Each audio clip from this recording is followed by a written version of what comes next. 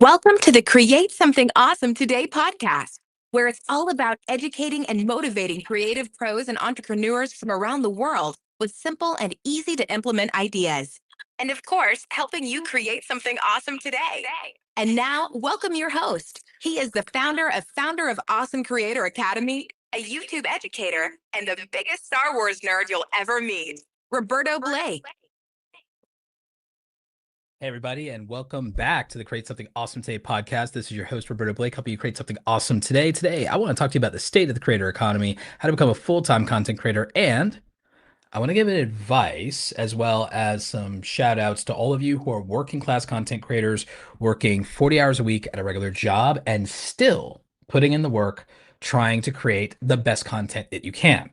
So today, this episode is mostly for you guys, and this is the first new episode of our 2025 season. We finished the season out with some great interviews from other entrepreneurs and people in the content creator space. You can definitely check those out. We got Justin Moore, we got Jay Klaus. We had some great interviews in 2024. We hope to have many, many more for you in 2025. We're also going to be interviewing members of the Awesome Creator Academy Pro Group, as many of them have recently, after 2 years, 3 years on the Creator Struggle Bus, hit 100,000 subscribers with the help and support of the Pro Group and also all of our materials and our weekly office hours. So definitely wanted to shout out our Pro Group members for examples of people who have really been crushing it.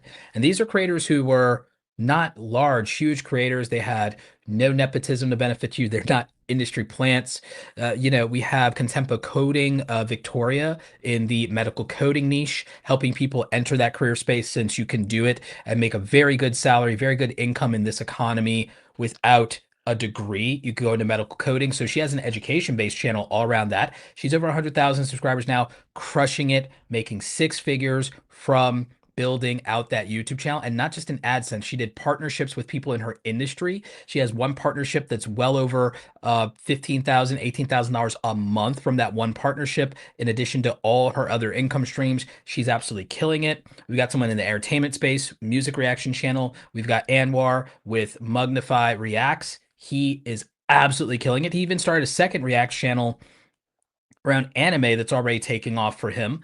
So he's at 100K. He just got a silver play button in the mail. We have so many of these great success stories. Cassandra from Living Like a Farm Girl. She has been able to go full time. She's over 250,000 subscribers now. These are people who 3 years ago, 2 years ago, were small YouTubers, and almost all of them were under 10,000 subscribers 3 years ago. So if you have ever wondered whether it's still possible to make it on YouTube, the reality is people are getting discouraged, particularly in YouTube, because they're not seeing overnight success. They're getting 10,000 in their first year in some cases. You're just figuring things out. How are you going to get to 10,000 subscribers when 90% of content creators have never, ever, ever done it? When you're still trying to figure things out, you still work a 9 to 5 job, you should be expecting that fast growth. The people who grow fast, a lot of them just will not disclose that they had some advantage, some edge, something you didn't have. They might have gotten to take 2 or 3 months off from work for a sabbatical and got to really focus on their channel and launch it with, high quality content because they got 2 or 3 months of free time to work on it. You don't know that. They might have their husband or wife bankrolling their channel. I know somebody who grew because of that, because his wife was successful already. She knew he hated his full-time job. She was sad seeing him be depressed and do something he didn't like. She gave him 6 months to go full-time on YouTube, and she bankrolled his YouTube channel and gave him that breathing room to leave a job they hated. Not everyone's blessed to be in that position to have someone do that for them, have their spouse do that for them, have their parents do that for them. But he became a successful YouTuber and got to live his dreams because she decided to basically retire him for 6 months and give him the breathing room to really go all in. Not all of you will be given that kind of blessing in your life, but you can still make it as a creator. You might just have to be really consistent and work really hard over the next 3 years, even while you have a 9 to 5 job, and figure out how to properly balance that and still put out the best content possible. And I'm here to help.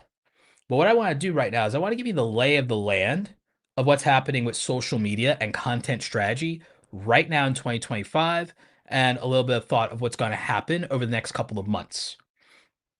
YouTube is still the most important platform for building your personal brand and your social media presence if you want to monetize it and go full time. If you want to go full time, YouTube is still the foundation of that.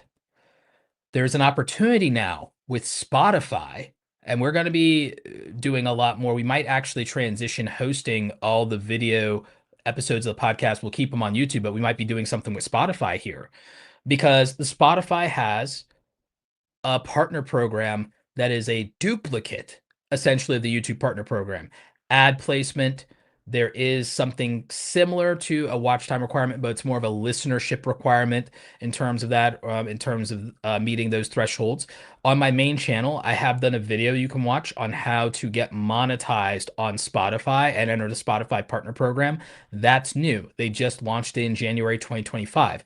But you can put video podcast episodes out and be part of the Spotify creator program. And you could put ads in them and manually place them just like you would in YouTube and be monetized. So for those of you who do live streams and podcast, you can basically double your income if you actually use this and take advantage of it. So that's a new opportunity that didn't exist in 2024 for a lot of you. So for the podcasters out there, this is your time to shine. We just had what people are calling the podcast election. Podcasts are in demand. More than 55% of American adults are listening to podcasts. Different numbers for that globally around the world for the international audience out there. But huge opportunity in terms of monetizing and more opportunities to go full time. You know, I talk about diversifying your revenue streams and diversifying your platforms. This helps you accomplish that. More opportunities cropping up. Instagram introduced a marketplace for brand deals and for UGC. So that exists now. That didn't exist before. And so that's another opportunity to start making more money. For those of you on the influencer side, on the lifestyle side, there's a lot of opportunity with that. In general, I would encourage you guys to pursue more UGC. We'll talk about that more. We're actually launching a brand deals course on Awesome Creator Academy this year, and we're going to be launching a UGC course on Awesome Creator Academy this year. So those, two different things there, two different offerings at different price points. So that's coming soon. And all of the pro group members, of course, will get access to that at launch, if not early access.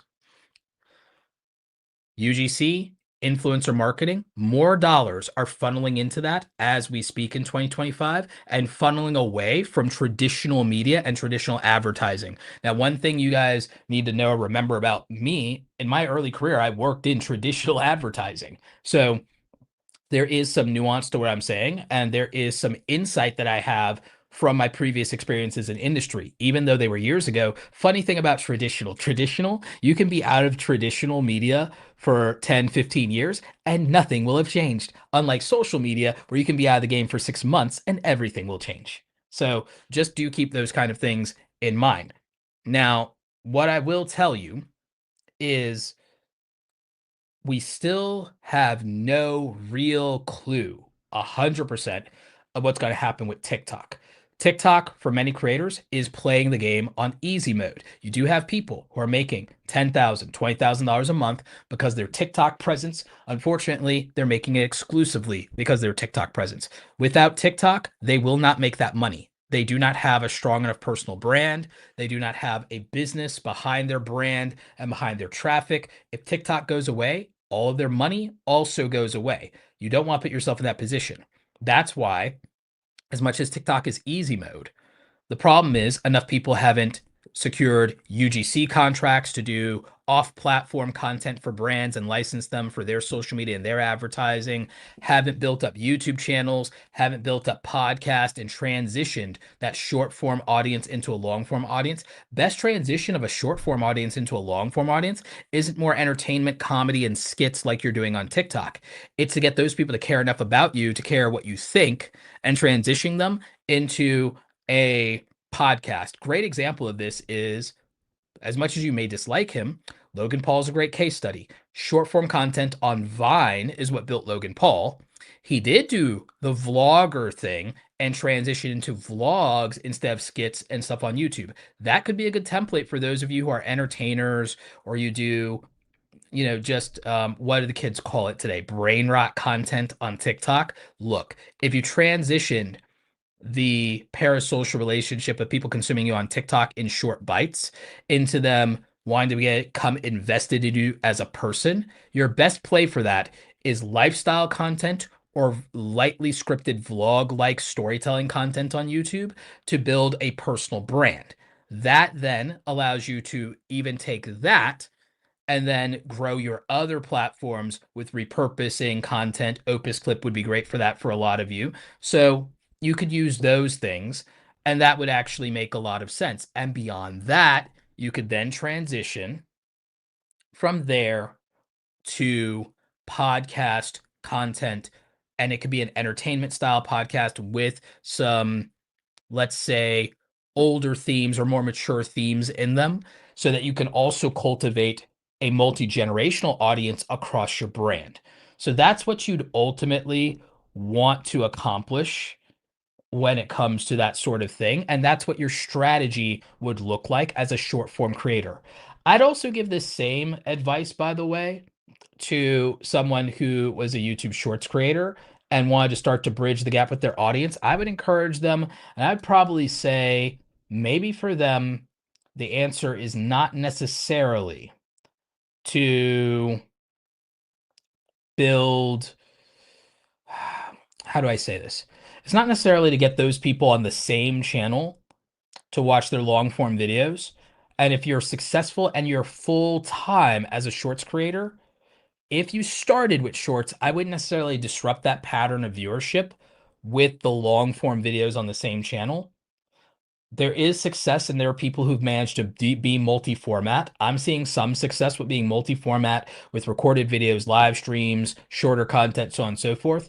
But I feel my situation is different enough to where what I would suggest for the far majority would be that I feel the far majority when it comes to short form creators who do YouTube Shorts specifically, what I would recommend and what I would suggest is then making a vlog channel that's completely separate for long form vlogs and lifestyle content for people who want to get to know you more.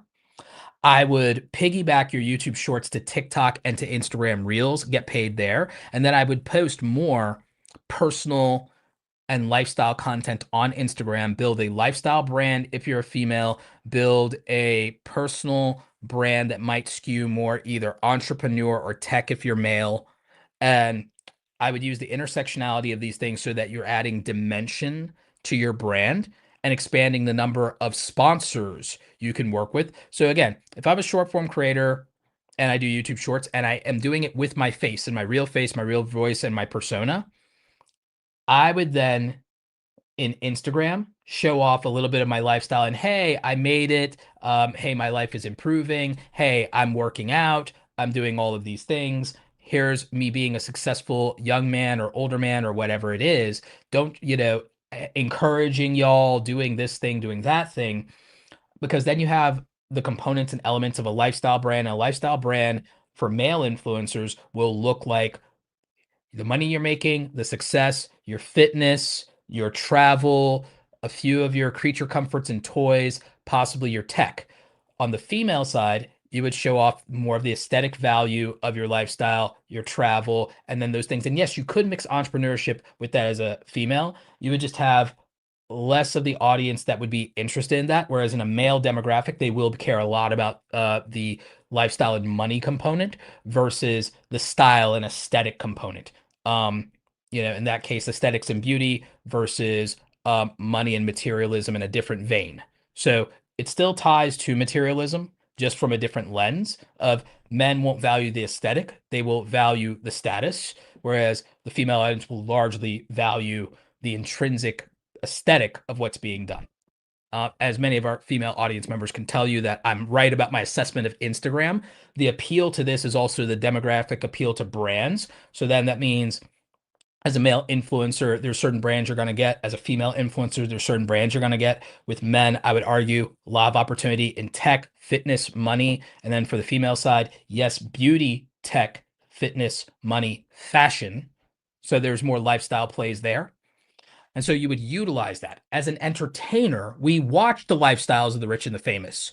This is why this would work. And this is why vlog content is the right answer for a short form entertainer to go into long form. Instead of making long form videos about what the short form is, I recommend the lifestyle play of somebody that's coming up. You're not rich and famous yet, but you're becoming more and more famous every day. And you're aspiring to become like the people you grew up watching and admire. And people can watch that journey and watch you get those things and root for you and wish those things for themselves and relate to that journey. So that's why that would work. And that's why it has historically worked for many, many content creators in the past. So for those of you who think I never have any solutions or for entertainment based creators and for short form creators, we're starting off the year strong already with the right strategy for you and the right mindset and how it works and how you monetize that brand. This also extends the lifespan of your personal brand portfolio. The people who age out of your entertainment, your shenanigans, your skits, your brain rot content, so on and so forth, age into wanting the lifestyle, the encouragement, and to mimic aspects of the wonderful life that you're building as they grow up, watching you grow up as well. And that extends the lifespan there. And then with you being able to do a podcast, even though it can be entertainment, it doesn't have to be super high minded. It could be fun and games a little bit with a podcast, but it still comes down to I want to know what you think about these topics, these things, or what you and your guests think, or oh, that was a cool interview, or hey, that was a different side of you. So it adds dimension, and we're becoming multidimensional and we're becoming layered. So now it's a lot harder for you to flatline because there's a way for the audience to age into different levels of content with you. Now there's also variety, and now you're not a one trick pony or a one hit wonder because we found things that make sense. You attracted them on whatever shenanigans and entertainment they liked in short form. If they decide that they have an attachment to you as a person or they admire you, now there's an outlet for that in terms of both the Instagram and the vlogs.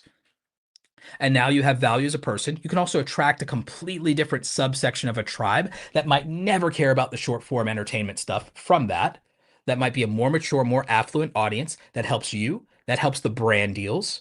And then the podcast gives you longevity and gives you more depth, substance, and could build you a network so that there are more people talking about you in rooms where opportunities and resources exist. And so now you know the value of all of these things. And now you know the context of them in entertainment and the influencer side, and not just the thought leader world. I made a choice to do the thought leader thing. I could have done the influencer thing. I made a choice to do the thought leader thing.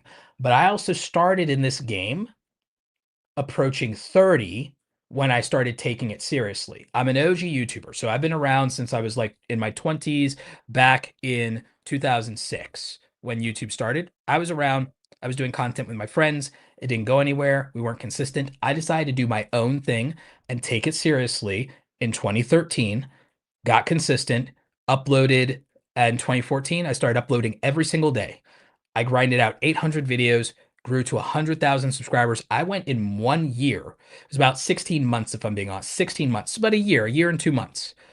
I went in 16 months from 20,000 subscribers in February of 2015 to 100,000 subscribers by April of 2016. That's how I got my silver play button. That's how I got to 100,000 subscribers. I did it in about 16, sorry, not 60. Why did I say 16 months? 14 months. I did it in about 14 months, 20,000, small YouTuber, struggle bus YouTuber to 100,000. But I did it with daily content. And that just gave me more opportunities. I had no videos go viral. I had nothing pop off. It was the compound interest. I just took more shots. Sometimes you just got to shoot your shot. Life is so much of a numbers game, and most people are not honest about that. People will tell you quality over quantity. It's quantity of quality, or what I call volume of value. It's volume of value. It takes a lot of effort to figure out what people respond to, what people like. It takes a long time and a lot of effort to find people who will respond to you and people who like you back. You can like people all you want. People got to like you back, right? That's the real world. That's real life. We've all lived through that. Getting to the number of people who like you back is a lot harder. If you take less shots, if you post less content, it is significantly harder. That's where a lot of the narrative of people relying on luck or YouTube being luck comes from. It comes from people who didn't have to take as many shots. But they're the outliers. They are the outliers. If they want to call themselves the lucky ones, so be it. But the majority of successful creators that make up the creator middle class that become full-time content creators, they didn't get viral. They didn't get lucky. They went into grind mode, which is the truth for most successful people. Most successful people do have to work hard. Most successful people are not born to privilege and do not have an easy and fast path tracked to success. They just showed up and did enough work to see what the 20% of their best efforts were and start capitalizing on that and double down on what was working. And they have to discard everything that's not working, what in writing they call killing your darlings. So that means there's content you like and you want to make that didn't perform. You have to let it go or make it members only. The stuff that the audience responded to, you need to go all in and now make 100 of that. So, like, okay, I found 20 things the audience responded to. I wish they responded to these other things. What creators do and what jams up creators, especially small creators, is they keep trying to repackage and polish and get views for the content nobody wanted to watch because it's their baby and because they like that content more. They're more passionate about that topic. And the audience is saying no. Um, to make this analogy very clear to y'all, there's stuff that you do that your boyfriend or girlfriend currently or in the past just was like rolling their eyes, could not stand. For guys, it's your anime or your Star Wars hobby. For the girls out there, your boyfriend rolls his eyes every time you talk about the Kardashians or reality TV or the Real Housewives. And we all know it. We all know it. Okay, I don't care. I'm humoring you. We all know that, right? Your audience is exactly the same. You have videos that you've made. If you've made at least 100 videos, there's something that people responded to more than they respond to everything else. And the creators who make it are the creators who take that, get over themselves, meet people halfway, and learn to enjoy making that content and learn to like who likes them back. Therefore, they double down, they improve upon that, learn to enjoy the process, they love the results, and they say, you know what? I don't hate making this thing. I can make 100 of this if that's what people want from me. Those creators grow. Those creators sometimes even blow up because they narrowly focus on, I'm just going to do what works. This is hitting. So be it. That's it. I'm this type of creator now. And that works. A lot of people get discouraged by that idea. They get burnt out by that idea, but that's how it is because in real life, that's how it is. So content creation mirrors real life. It mirrors real relationships. It mirrors high school in the sense that you have to move where people are if attention is what you want. So that's the issue. Now, the way I'm phrasing this and the way we're teaching it in Awesome Creator Academy and the way I'm teaching it in my free YouTube content is the concept of attracting your tribe. If you know what you like and you know that there are people who could like that as well, things, people who might like you back, how do you become the most attractive to the people that you like and who can like you back? That's called packaging. Topic, title, thumbnail, and topic, title, thumbnail, and timing. Topic, title, thumbnail, and timing. You post something about the Kardashians, I'm out, rolling my eyes. Nope, don't care. You post something about Star Wars, I'm in. So that's how it is. Topic disqualifies me. So no matter what your quality of your video is, no matter how good the editing is, no matter how good your speech on camera is, no matter how much research, no matter how much production quality, if you make a YouTube video and a documentary about the Kardashians, I am not going to watch it no matter how good the content is. So making good content, as much as big YouTubers say it, is not your answer. Making what people want to watch is, and then packaging that as good as possible, making that as attractive to them as possible. That's the deal. So we have to start there. That's your problem on views.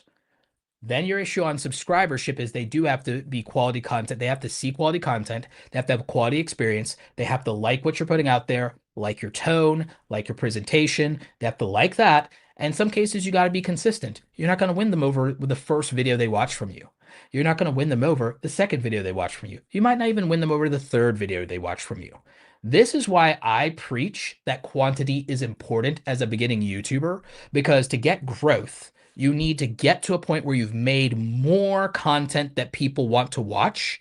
And you may not be able to guess that, ascertain that, or be educated about that right from the start. Sometimes attracting people and their attention, you have to figure it out. You have to figure out what turns them off, what turns them on, what their icks are. You have to do that. That takes time. There are some people that will make you think that's luck and it's easy because it's easy for them, because they're a natural, and they might be a natural. They might be really good at thumbnails naturally. They might be really attractive naturally, and just putting their own face in a thumbnail works for them. They might be incredibly magnetic and get people in a hook and get people to fall in love with them and subscribe to them the first time they see a video from them. But that might not be your circumstance. So I'm accounting for and I'm acknowledging that we just have different experiences and different challenges there. Not all of us are going to be articulate on camera the first time we get on camera. I wasn't. Go watch my earliest videos on YouTube from 2009. I was god awful. That's why I didn't have an audience. I had to work on myself considerably in terms of getting comfortable on camera, and posting 3 videos a year wasn't cutting it. That's why I don't say, oh, I took YouTube seriously in 2009. No, I didn't. I didn't do any work on myself in 2009 to be a better presenter and to bring big creator energy at all. I had the charisma of a wet paper bag. I had the grace of a sack of carrots. It wasn't pretty. I leave it up as a motivation for all of you, because there's not a chance in God's green earth you will make worse content than I did when I started. It'd be very difficult. You'd have to work extraordinarily hard to be as bad of a YouTuber as I was when I started. So I leave it up to motivate you. So my thought around this is, if you do some of the things that I did, I'm not telling you to become a daily content creator, not without a doctor's note anyway. But what I will say is, simply by making more content, I was able to improve myself faster. I I was able to become much more confident on camera. I was able to become much more aware of camera presence and on-camera energy. I was able to become better at presentation, understand more about my camera gear and settings, understand more about establishing my set design, my lighting, the aesthetics that would flatter me, and so on and so forth. It's why I know that, hey, warm lighting is much better for me, because if I change the temperature and I make it too cool, it's not flattering for my skin tones. And if I make it too warm, it doesn't look good either. So I had to learn things like how to properly light myself. And that, oh, for me, a lot of times a certain Kelvin range is going to be just better coloring for my complexion and look better. Okay, cool. Hey, if I do these things, I'll have glare on my glasses versus if I don't. If I do these things, if I make eye contact with the camera, if I do all these things, then the performance on camera is better. They are things that can only be accomplished through experience. There are things you can only learn through doing quantity at the end of the day. Excuse me 1 second.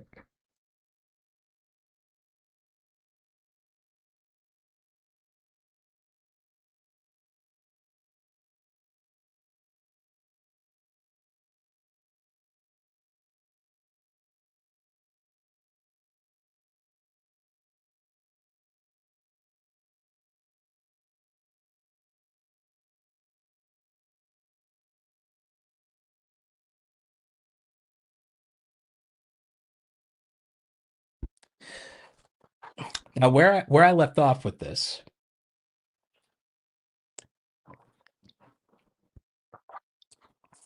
is that, from my perspective, one of the most important things that you could do is to get in your reps. A lot of people, and the reason that they focus on quality is because deep down, this is used as a rationalization and justification for perfectionism and for feeling judged and to cover a lot of insecurity. Remember, I said quality is important because quality represents you. It helps you with brand deals. You can charge more the higher quality you have to represent a brand. It can help you with turn more casual viewers into subscribers at a higher rate. If you have high quality, it builds a great reputation. I'm not saying quality is important. When I put things like value for the viewer first, people think I'm dismissive of quality and I'm saying you can put out trash. I'm not. Do I think that you will believe that your earliest content is trash compared to your best content down the road? Absolutely. Every creator feels that way eventually. No one starts out perfect, least of all me. So, from that perspective, I'm saying that quality has been given a lot more credit for success than it deserves by outliers who are exceptions rather than the rule. The rule for the majority of us, especially if you're a working class content creator working 40 hours a week, is that you're going to have less time. So you're going to need to concentrate that effort in what serves you best. And what serves you best is not always going to be quality at the beginning. In your middle journey and later journey, quality can supersede almost every other aspect of things to some extent. However, not in the beginning. In the beginning, you have to know how to put value for the viewer first, because if they disqualify you off of topic, title, thumbnail, and timing, quality will not matter. Remember, and I'll use another real world analogy. You can make the best quality strawberry shortcake in the world. It does not matter. There's nothing you can do to win me over on quality. Do you know why? I'm allergic to strawberries, so I can't eat it. So I'm disqualified. It doesn't matter what your quality is now, does it? If you make something of high quality that I'm disqualified from, it doesn't matter.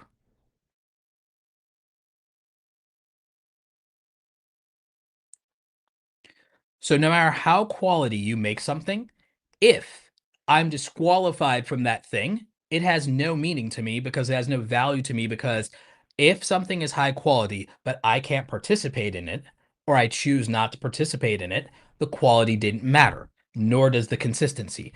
So value for the viewer has to come first. It has to be something that doesn't disqualify them.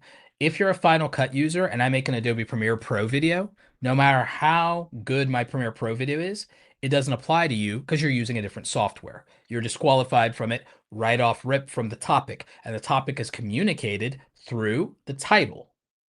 And your attention is attracted by the thumbnail because the quality I put behind the thumbnail is your best guess at the quality that I put behind the rest of the video. And as for timing, timing matters.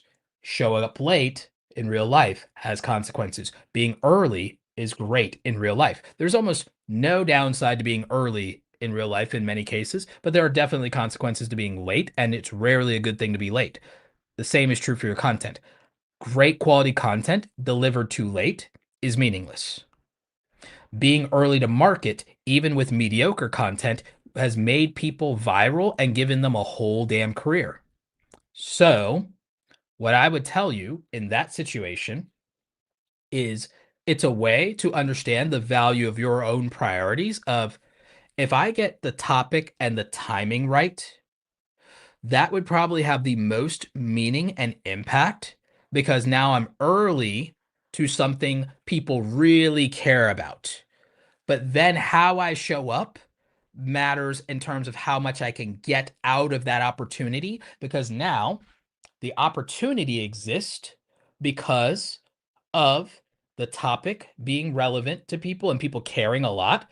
And the timing of being early is very meaningful. So now we've won on opportunity, but opportunity without preparation is failure. Because now, if I show up early, but I don't deliver the goods or don't look right, I showed up early to a job interview. I'm on time, I'm early, but I'm not dressed like somebody who wants to win. I haven't dressed to impress. I'm screwed in that situation. It has no value. It's the same for your content. So, dressing to impress for your content is a high quality thumbnail, and it has to say the right thing in the title. That's how it is. You don't want to show up to the job interview looking the wrong way, and you definitely don't want to say the wrong thing. So it's topic, title, thumbnail, and timing. And then from there, you have to make a great first impression with the hook and intro to your video, the same way you would in a real life with a job interview or a date. You got to make a great first impression. So I just brought content to the real world for a lot of you in a way that most people haven't up until now in terms of developing your content strategy and your priorities. Because you see, out of all of that, your production and video editing now matters the least in terms of people even giving you a chance. If you can't attract people at a glance, they'll never give you a chance. That's what's true for your content. So for your content to get a chance, they have to be attracted at a first glance. That's how it is. If you don't do that, you will not get them to click. You will not earn the click. You will not earn the opportunity to hook them. You will not earn the opportunity to get them to like, subscribe, comment, do any of it. That opportunity will be gone. And so that is just the nature of those type of things. Now, the way the landscape is looking right now, like I said, YouTube, crown jewel. Spotify, new opportunity with the Spotify partner program to monetize the same way YouTube does. Future of TikTok is up in the air, so expand to the other platforms. Do what you can with what you have where you are, but I already told you how to expand as a short form creator into vlogging and also into lifestyle content on Instagram to get brand deals, sponsors, UGC, and then to also create a podcast that could be a tremendous vehicle for you and help you get an older audience and extend the longevity of your brand. Whether you like him or hate him, Logan Paul proves this model successfully because he transitioned from Vine to YouTube to podcasting successfully and built a very strong brand doing it. So, to the full-time creators who have a job, you have 10 to 20 hours of free time a week at best, if you're lucky, to make content.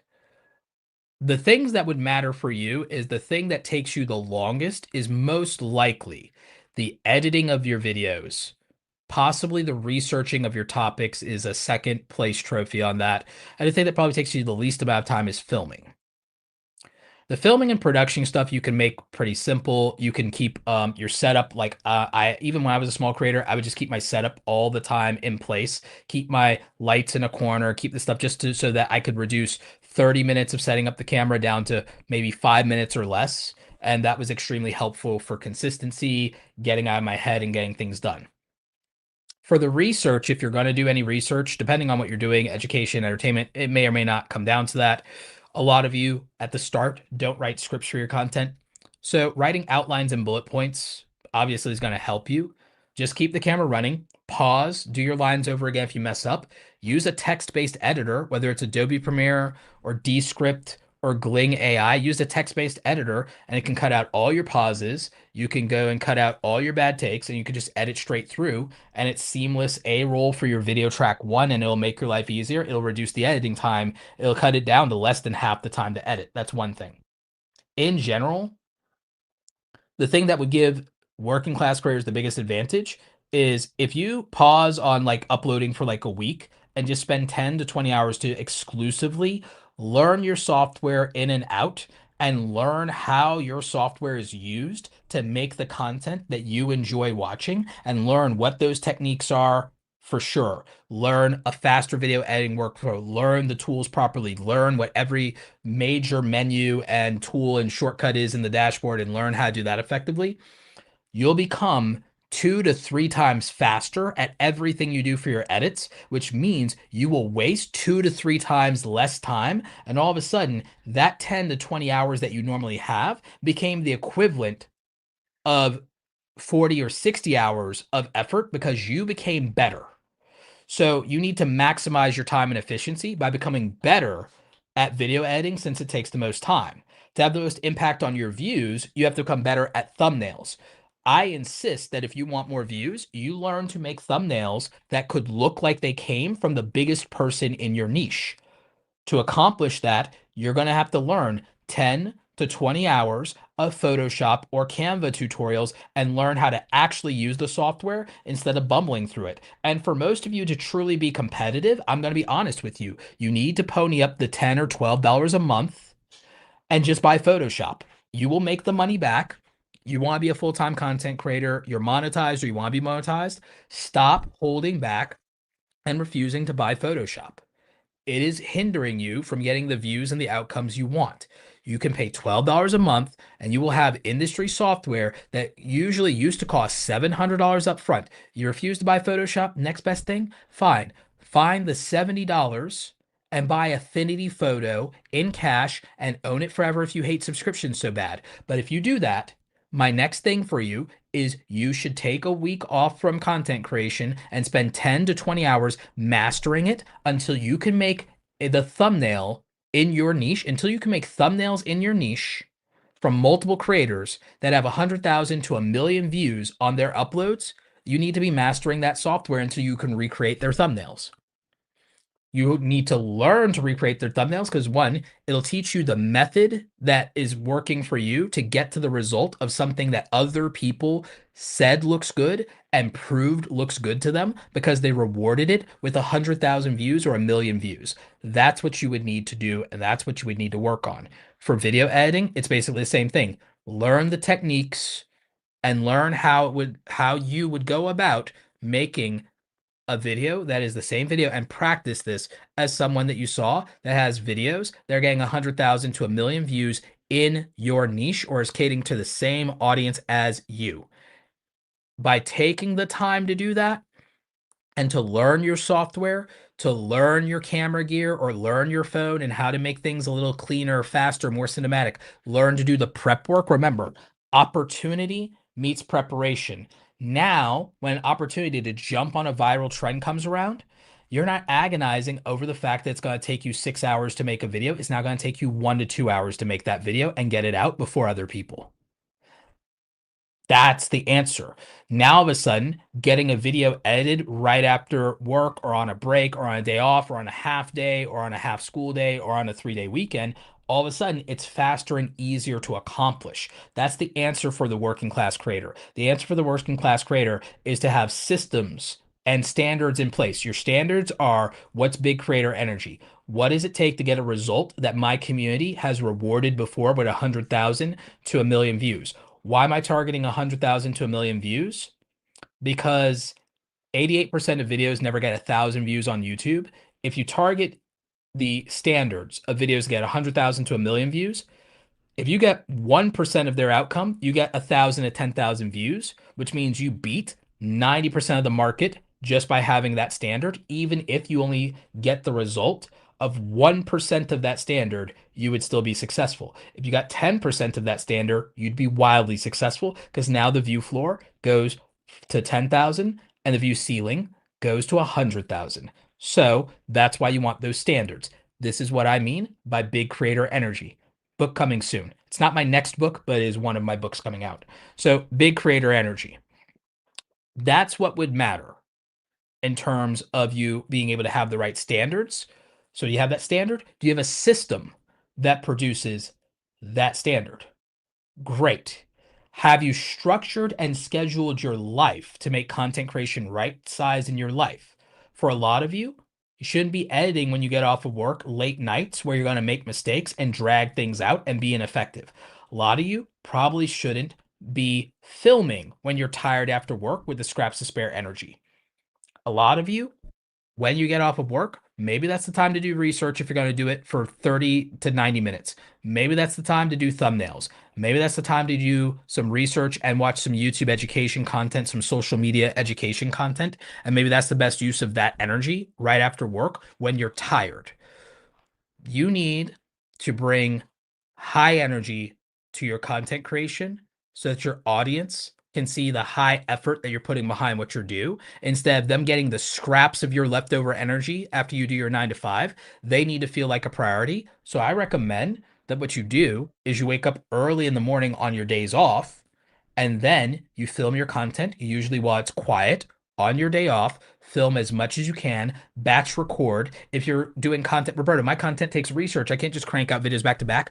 Make a mini series based on the same research. It doesn't have to be a part 1, part 2, part 3 that has to be watched in chronological order. It should just be evergreen content. If your content requires research and script writing, what you do is you always, as a small creator, launch a mini series so that you can keep benefiting from the same research and extract more value out of it. You want to suck more value out of it.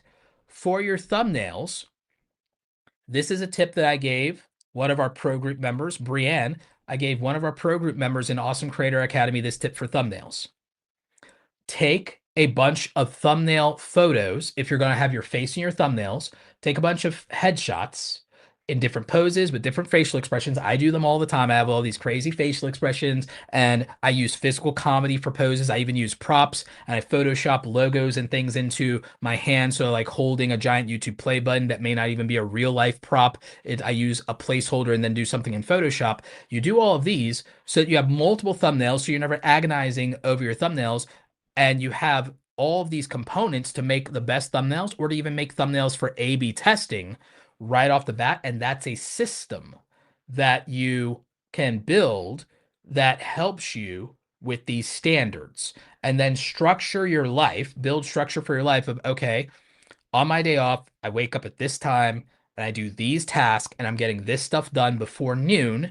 All right. And now it's noon and it's my day off. Okay. At noon, I can set aside this amount of time for my family or to live my life, and go do this for a couple of hours. Okay. That's 4 hours blocked off. I lived life. I participated. I was present in life. Okay.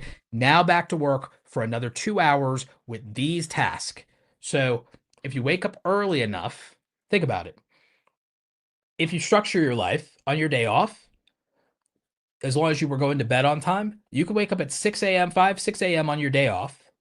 You could have your big breakfast. You could do your morning routine. You could have the first hour and a half, 2 hours to yourself if you wake up at 5:30.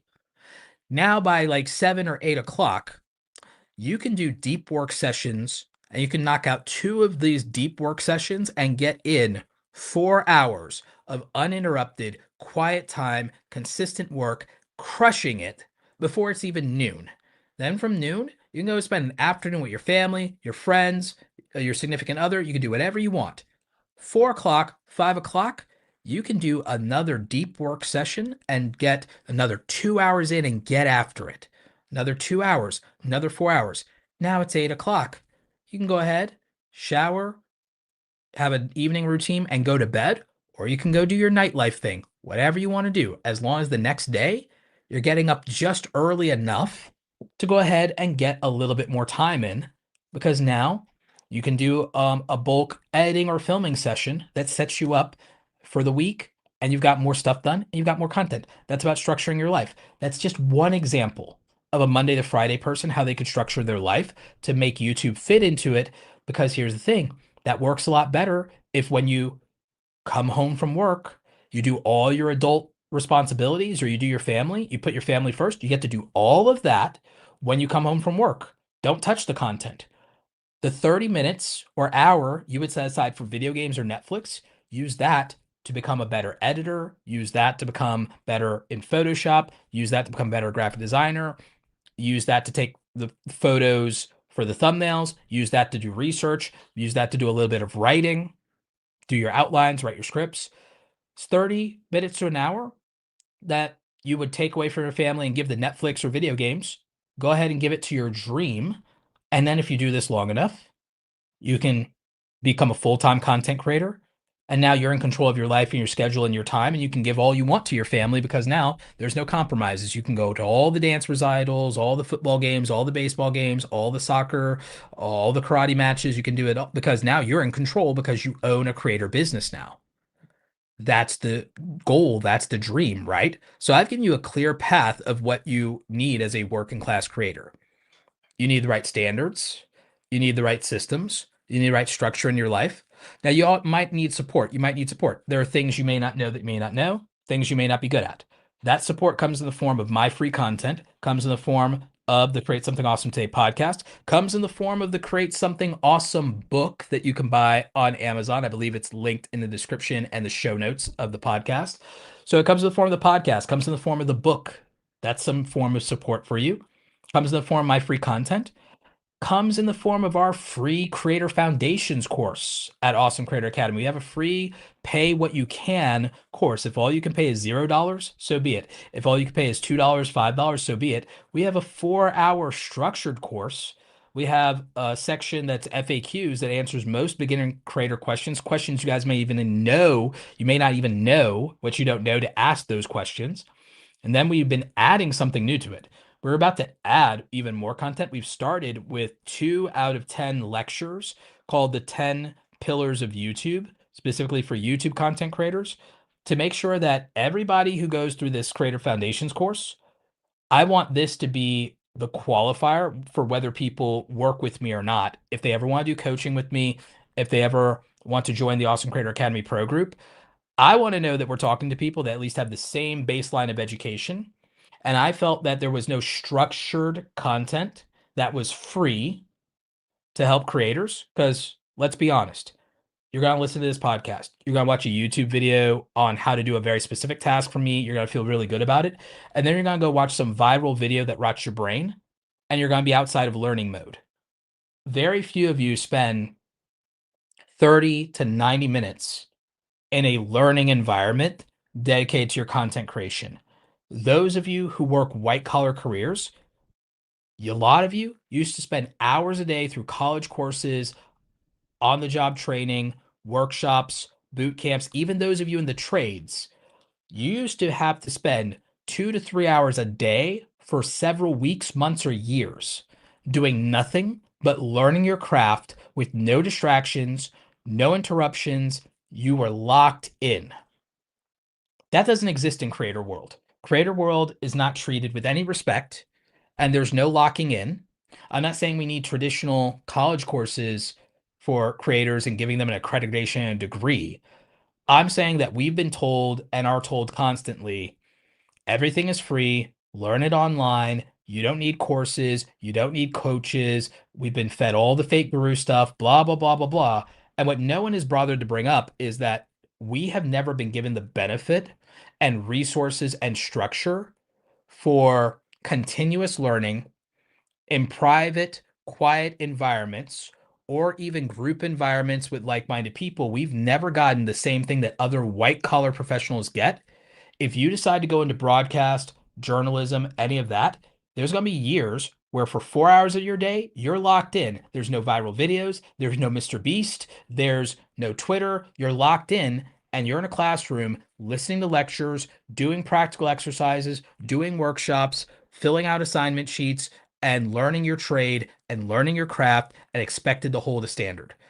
Creator education, you're told instead to go onto a platform where you're going to be interrupted with ads every 5 minutes and where there's going to be a constant dopamine drip begging you to do anything but learn your trade and learn your craft. Don't you want to watch this viral video that we can monetize and get ad revenue off of? Don't you want to buy this thing, so on and so forth? There is no practical concentrated learning advocated for in terms of creators and creators education. We are not given the respect that other professionals are given. And guess what? No one wants other white collar professionals learning everything in a environment that is driven off of viral attention and distractions. Everyone else is expected to lock in and learn. We're not. But since I know everybody has these bad experiences with courses and scammers, what I do, I decide to make at least, and I think I might be the only one who may have done this. It's possible I'm not, but I made a 4 hour free course where you can learn in a focused environment off of YouTube, be locked in, no ads, no ads. It's actually free. There's no ads, no interruptions, videos that are as short as they need to be or as long as they need to be because there's no ad revenue backing it. And the only reason I could afford to do that and give away a actually free course that's good is because of our Academy Pro Group members who pay every month and pay every year, sponsors who've helped out in the past, and the ad revenue I make on my content. I make just enough to where I was able to give away one free course that's over 5 hours of material and counting. When we're done, it'll be about 6 or 7 hours of material. I don't believe in making courses that end up being more than 8 hours tops. And my reasoning is I believe that an effective course that's a do-it-yourself course is something you should be able to get through by giving up 90 minutes to an hour every day for a week, or be able to finish if you give up a whole weekend for about 4 hours a day on a weekend, or even an extended long weekend. And that's about it. I think once you get past 10, 12 hours, it becomes impossible if people wanted to complete something and have a full understanding of everything. Once you get past 12 hours, I think it's too much. So I believe in making things that become a micro course could be 2 to 4 hours, another full course could be 4 to 6 to 8 hours, a mega course could be maybe 4, 6, 8, possibly 12. But I think past that is just too much. I don't think they should be sold on the density of their material, but off of the value and ease and convenience they create in the learning. So hopefully that makes sense to you guys. I'm not poo-pooing free YouTube content. My problem with it is you wouldn't always know what YouTube video to watch or look up. There are a lot of us who've made YouTube education and creator education and social media content have made hundreds, if not thousands of videos. There's not a way to curate that very easily for you guys. There's not a way to put it in the proper order. Even if we put it in the proper order in a playlist, there's no incentive or downside to you watching it out of order. We didn't film it in order with continuity in mind. We didn't film it with continuity in mind. It's not been curated for you. It's not been consolidated down to what's the most effective for you to learn either. It's largely predicated on what can we get views for, because our views to some degree are what you hold us to in terms of whether what we said is valuable or not, rightly or wrongly. My solution to this is just sometimes you just need structured learning. Sometimes you need to be able to learn the right things in the right order. So I know it feels like, God, is this a forever sales pitch on his thing? But here's the thing, it's a literal free course. I don't think you can complain about me waxing on for 5 minutes about a free course. So I'm going to, in the chat for those of you who are live, and thank you to the 400 of you that are live across our 6 platforms here. Appreciate you during the podcast. And for those of you listening to the podcast, you can check out in the show notes the free Creator Foundations course. And as I said, we're going to always try to keep Creator Foundations updated and expand on it, because for me, it's less frustrating to work with people that I know have been given the right information in the right order and have a baseline and have actual real problems. Ideally, this is not meant to, a free course meant to make you blow up in YouTube or to have you go viral. This course is literally meant to make sure that you have the right information, the right foundation, and the basics for content creation across platforms. We even included a 90-minute monetization masterclass that comes from a paid event that people paid hundreds of dollars to come out to. The event no longer exists anymore. They shut down the company doing the event after the pandemic. So COVID unfortunately ruined a lot of events for people. So I was able to give away the video of the session for free in my free course. So we included this as a masterclass that's 90 minutes long, talks about sponsorship, talks about brand deals, talks about diversification. So you get something that people paid hundreds of dollars to come out, fly out to New York and see. You know, since the event doesn't exist anymore, we want it to exist somewhere. So we put the information out. And then beyond that, me and my team built a curated course for you that we felt was really important. And the reason is, now we know that people who've never had a good course experience can have a good course experience. And it's a pay what you can course, because there are people who will want to say thank you or see the value. Okay, well, we give you that opportunity. You can decide what this is worth to you anytime that you want, and that's fine. You can even gift it to somebody and say, hey, I wanted to gift you a free course just because they've never had a course experience. It's free, or you can pay what you want. So we did that.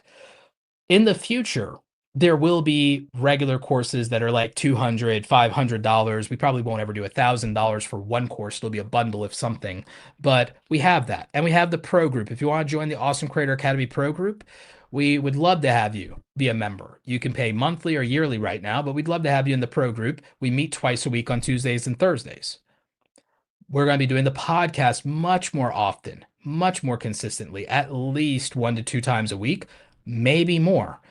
I have several great guests lined up. We have people all the way from working class creators who are about to go full time, so you can get some of their experience on what actually is working now.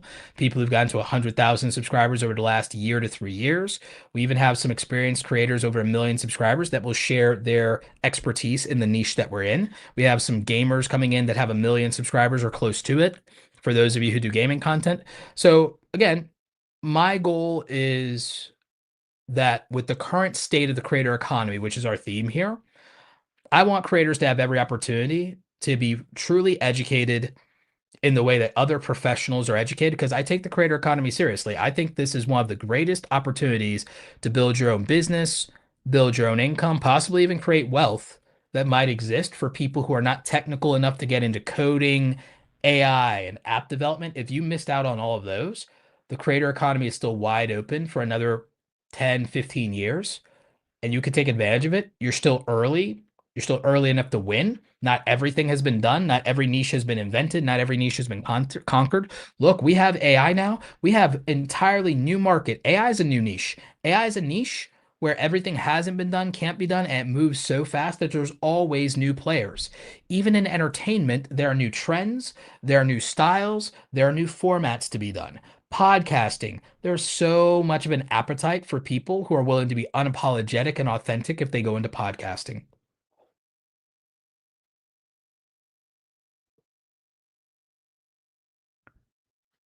So, like I said, with Creator Foundations is a pay what you can course. So if you want to just kind of leave a tip by, saying, "Oh, here's $5 on the checkout," you can do that. If not, it's $0 and you're welcome to take the course. But then you can say, I got a genuine course experience. I got something that was truly valuable. And I learned something I didn't know from a course creator. And then you can say that there is a such thing as a good course experience. And we made it zero risk to all of you. And the main thing, and we're going to maintain it. That's the other thing, we're going to maintain it. The main thing I wanted out of it, besides capturing emails, was I wanted a way to give structured learning to address the fact that YouTube sometimes is too distracting, and we can't even always make content in a way that will teach you best or serve you best, because we have to sit there and we have to fight for your attention. And so, the same way we have to fight for your attention, and we won't always get it. We're the mathletes out here. We are the chess team. We're out here competing with the cheerleading squad and the football player. It is what it is. We know damn well we're not going to get your attention like that. It's just how it is. Pardon my French there, but it is what it is. So we know that. So we kind of have to cater and meet people where they are. The unfortunate thing, I believe, is that meeting people where they are when it comes to the edutainment education conversation waters things down. Behind a course, structured content, and paywalls, nothing has to be watered down, which, by the way, is a tip for those of you who are education based creators. I know that the majority of this audience are people over 30. A lot of you work in professions, you work in blue collar trades and white collar jobs. Your knowledge and expertise can be translated to content that can be successful on YouTube if you make more of it. If you make value and volume your priority instead of chasing the dragon of quality content, the way that entertainment creators have been pushed to, you can do really well on YouTube without making the highest quality content in the world. And you can also repurpose that content across platforms and do very well.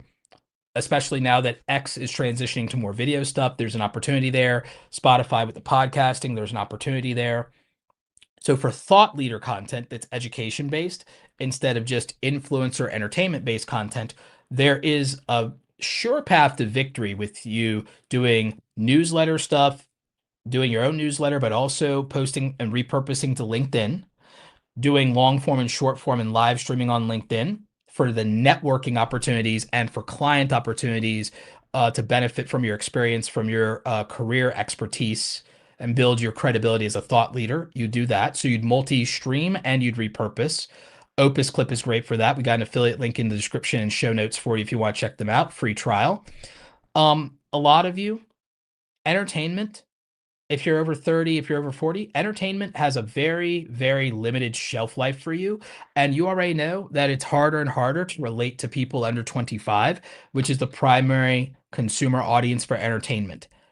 Am I telling you can't do it? Am I telling you can't succeed? No, I'm not trying to do that. I'm not trying to discourage you. But I am trying to be realistic that it's going to be rough out there to be the 50-year-old guy who's gaming unless you're gaming with your grandbabies. Unless you're gaming with your grandbabies, which is a which is a whole brand someone can build.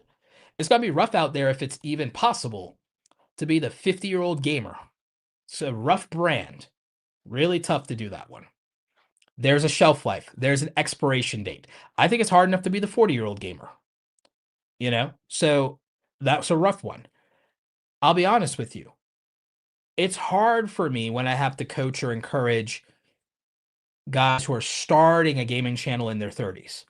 It's very difficult for me to do it without being discouraging, because the reality is that there's just not this wonderful trajectory that exists for it, because in that situation you are kind of late, and it is unfortunate if you're very passionate about it, but and there's not a really great shelf life to that. It's going to be hard to go the distance for 15 to 20 years there if you're starting at 35 and starting a gaming channel.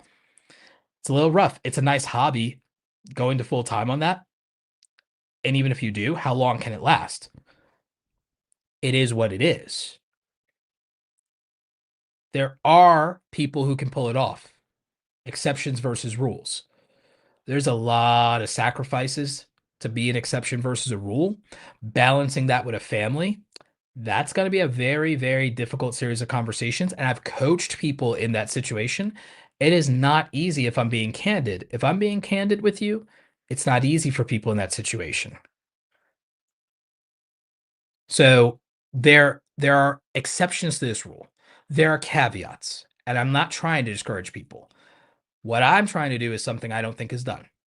I will be one of the people who will tell you the negatives, downsides, and pitfalls of content creation, being a full-time content creator. I will tell you the bad side and the dark side that every niche has. There's a dark side and a bad side to education and to being a course seller. There is an imposter syndrome that goes with those things. There's scrutiny and there's a lot of unfairness. And you also have to pay someone who does the right thing in your niche. You have to pay constantly for the scumbags in your niche and the people who don't do the right thing and the people who are unethical. And you're always held accountable for people, for things you never did, but what other people did. And then if because you don't love conflict, you're held accountable for not yelling, screaming, calling them out, and yelling that they're a fraud when you don't even know sometimes you don't even know these people exist and what they've done or whether they're innocent or guilty. And you're held to the fire for not calling them a fraud. That'll happen the same thing for a lot of you in other niches. The beauty niche in YouTube, absolutely cutthroat, absolutely ruthless in many cases. Used to be a very, very loving, gentle, open community when Michelle Phan was the biggest YouTuber a decade ago in the beauty and makeup niche. It became very toxic by the time she had left the community. That's just a reality. There are other niches that are very brutal and hard on content creators. Family vlogging is not all fun and games. There comes a point sometimes where the kids don't want to be part of the content anymore, and the whole brand is destroyed if the kids aren't going to be part of it. Some parents pressure their kids because of that. Some kids feel guilty and won't even tell their parents they want to stop because they know that it'll hurt the money, and their parents will have to go back to a 9 to 5 job, and they didn't like that, and they didn't like the separation from their parents. Everything has a trade-off. Everything has a dark side. One of the things that frustrates me about the community and the state of the creator economy is that people either go all in on the negativity and the downsides to things and say no one can make it, it's all luck, it's all rigged, it's all a scam. And then people go to the other side and they make it more fluffy than it is. They make it more sunshine and rainbows than it is, and they don't tell the truth. And they pretend that everyone can make it, and that comes at no expense, no investment, no sacrifice, no hardship. And that's not real. The balanced, realistic, and optimistic view is that yes, you can make it. It's not all down to luck. Luck is a slang word sometimes people use for timing. You can rig timing. You can benefit from timing. You can come very sharp. You can come immaculate at timing. You can right place, right time, right people. That's a matter of observation. What's not a matter of observation?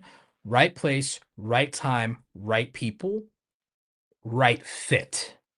And right fit is largely a matter of character. I'll give you an example. You be in the right place, right time, right people. Does you no good if you say the wrong thing? Does you no good if you show up not the right way?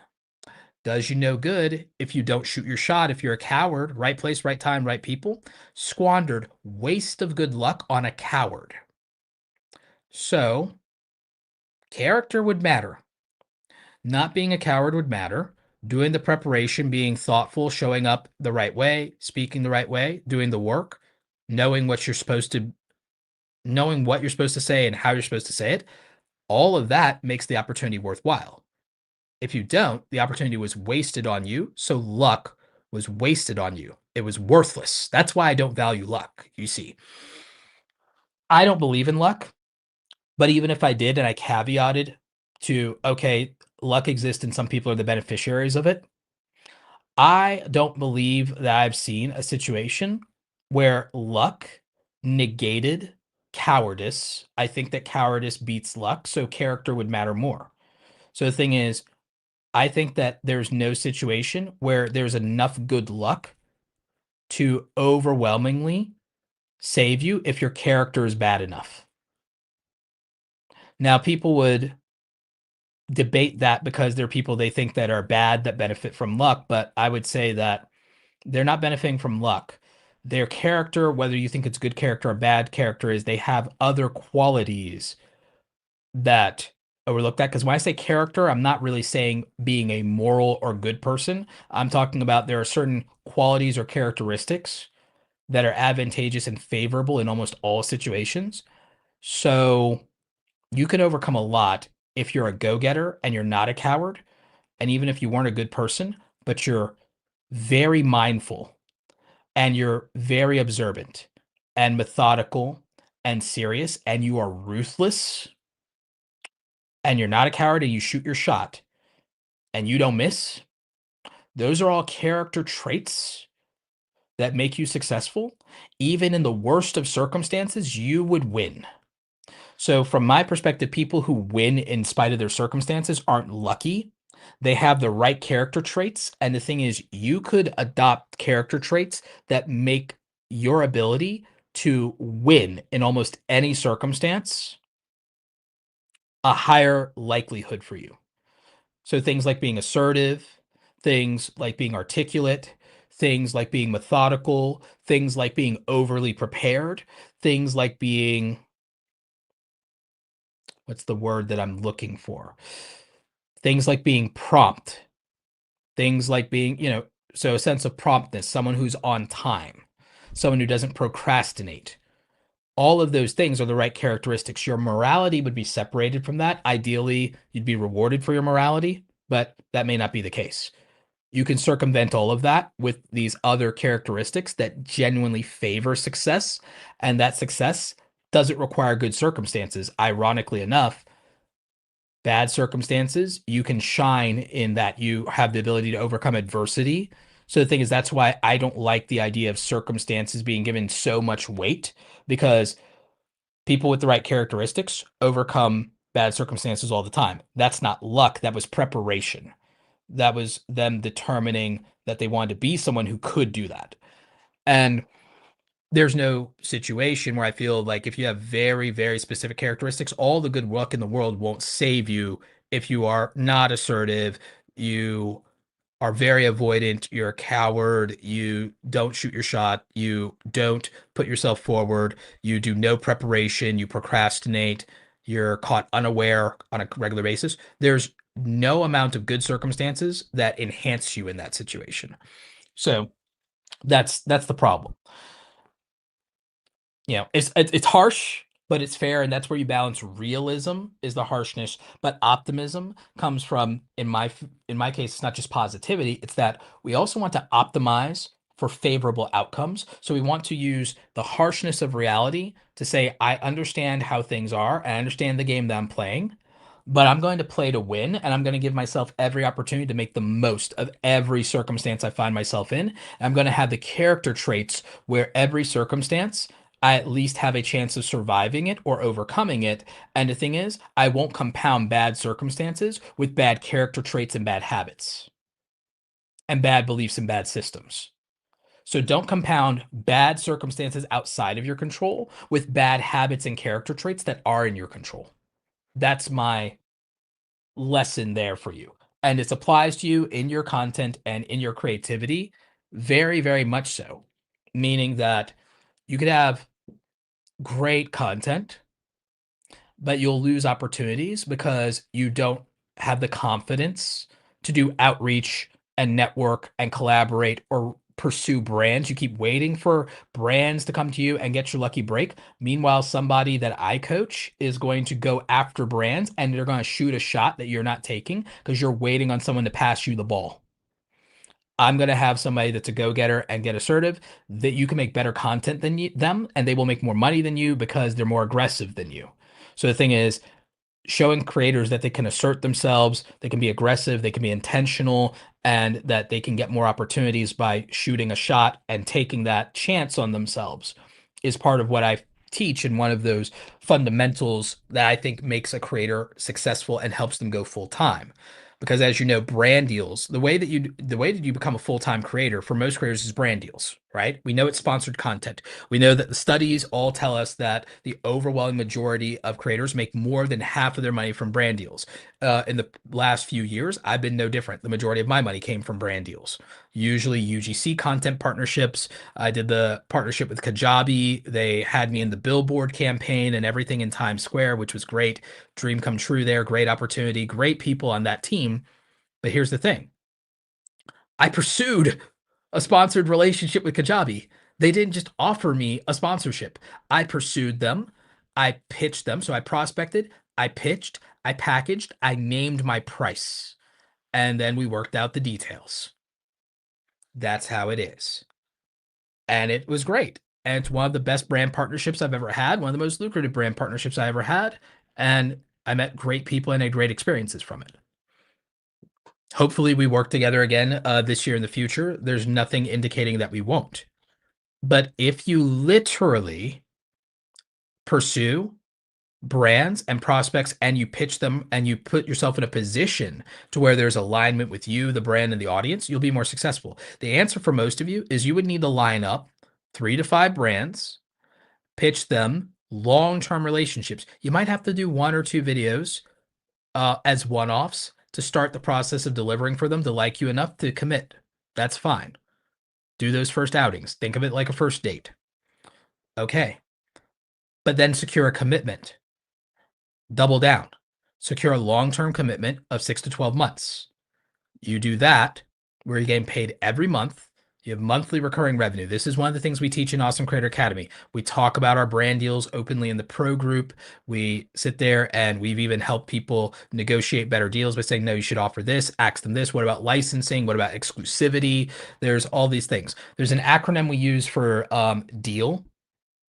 And I believe I don't remember everything in the acronym right off the top of my head, but but it would usually be something to the degree of deliverables, exclusivity, access, and leverage, something like that.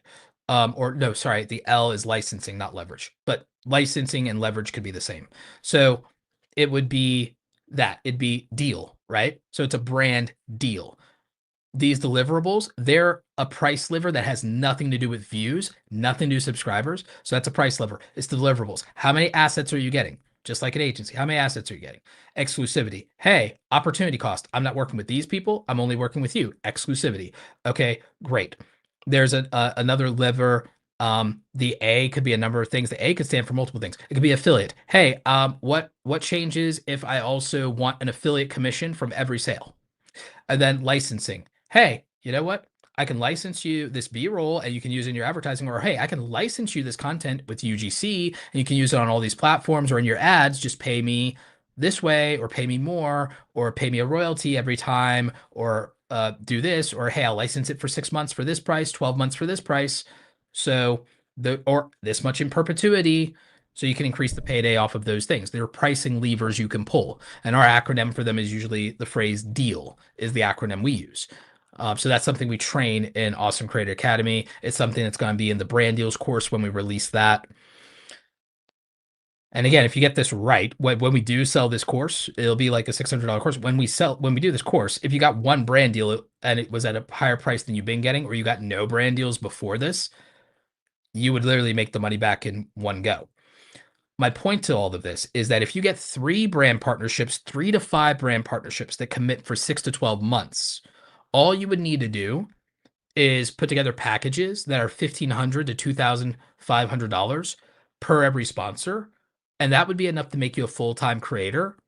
And then you'd still have your AdSense on top of that. You'd still have fan funding and super chats on top of that. You'd still have whatever your merch is. You still could have whatever affiliate links on top of that. If you can just get 3 to 5 brands to commit to 6 to 12 months, you'll be a full-time content creator. That's going to be an easier thing for you to fulfill because you have to look at what does that mean. If you do 6 to 12 months, how much of that is content that has to go on your channel? How much of that is UGC for them? What's the 12 or 6 months look like? Because the thing is, if you had, let's say these are 6 month contracts, that means you have to do, if it's on your channel and that's all you're offering, you'd have to do at least 30 videos because you have 5 brands at 6 months. They'll want at least a video a month. You'll have to do 30 videos over those 6 months. So the thing is, if all you're doing is one video a week, all of your content would be sponsored. That's not going to be a good look for you in the audience.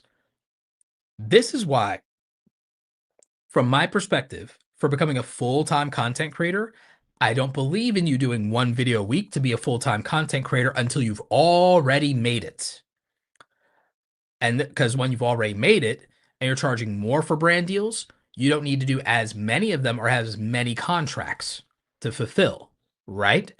So until you make it, I actually believe in quantity being more valuable, not only for you to learn, not only for you to have more opportunities, but if you get to a place where you become the beginnings of a middle class creator to where, hey, I might be able to leave my 9 to 5 job here if I only did this or this or this, having more inventory gives you more opportunities. It's also why I believe in multi-streaming and repurposing your content, because if you can passively grow other social media, as back before 2025, before the current state of the creator economy, yes, I could admit back then it used to be hard to grow more than one platform at a time. Now you can multi-stream with StreamYard or Riverside. You can multi-stream with Streamlabs if you get their top tier version. You can repurpose with Opus Clip.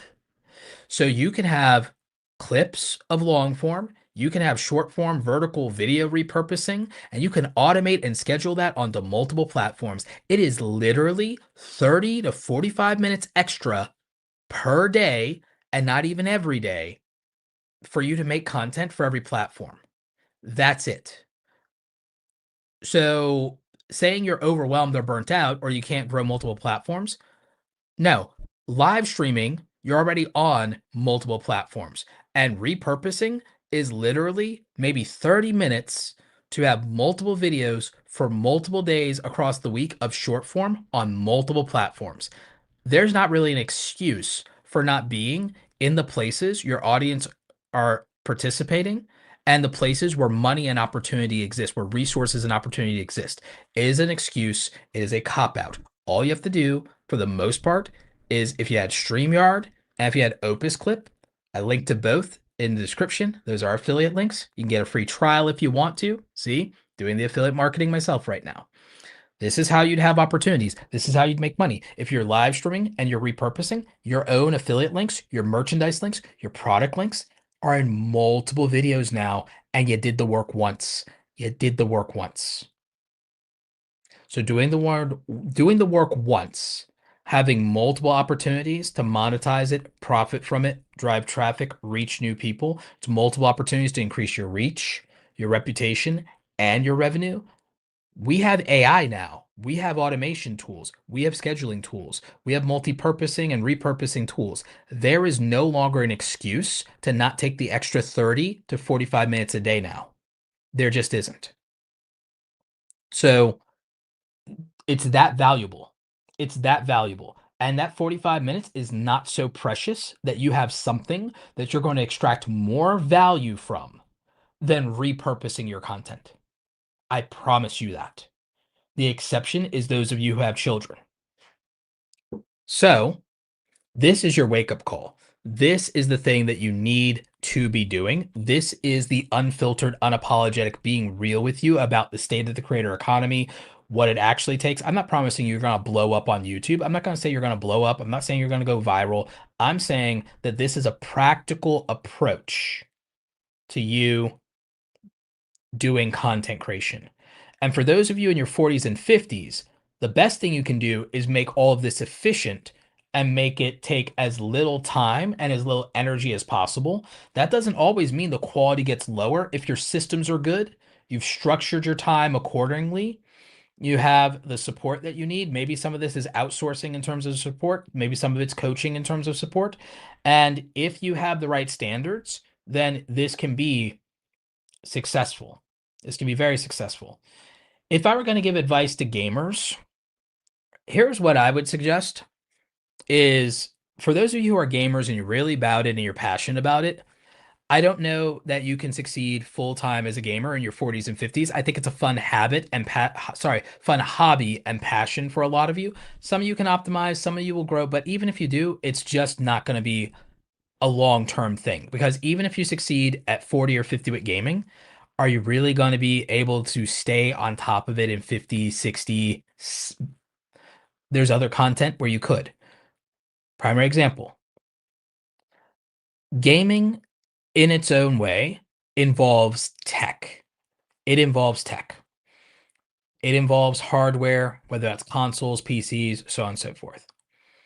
There is a lifestyle play. If you are successful in some other endeavor in life, there's lifestyle content that can lead to interesting opportunities. If you grow an Instagram with an aesthetic tech lifestyle and lifestyle tech and so on and so forth. And in many cases with Instagram, I'm going to be honest, if you're attractive enough, if you're conventionally attractive enough. So guys, you can't look like a slob. Ladies, you know you got to put yourself together if you're going to do lifestyle content on Instagram. We know it's aesthetics, we know it's attractiveness.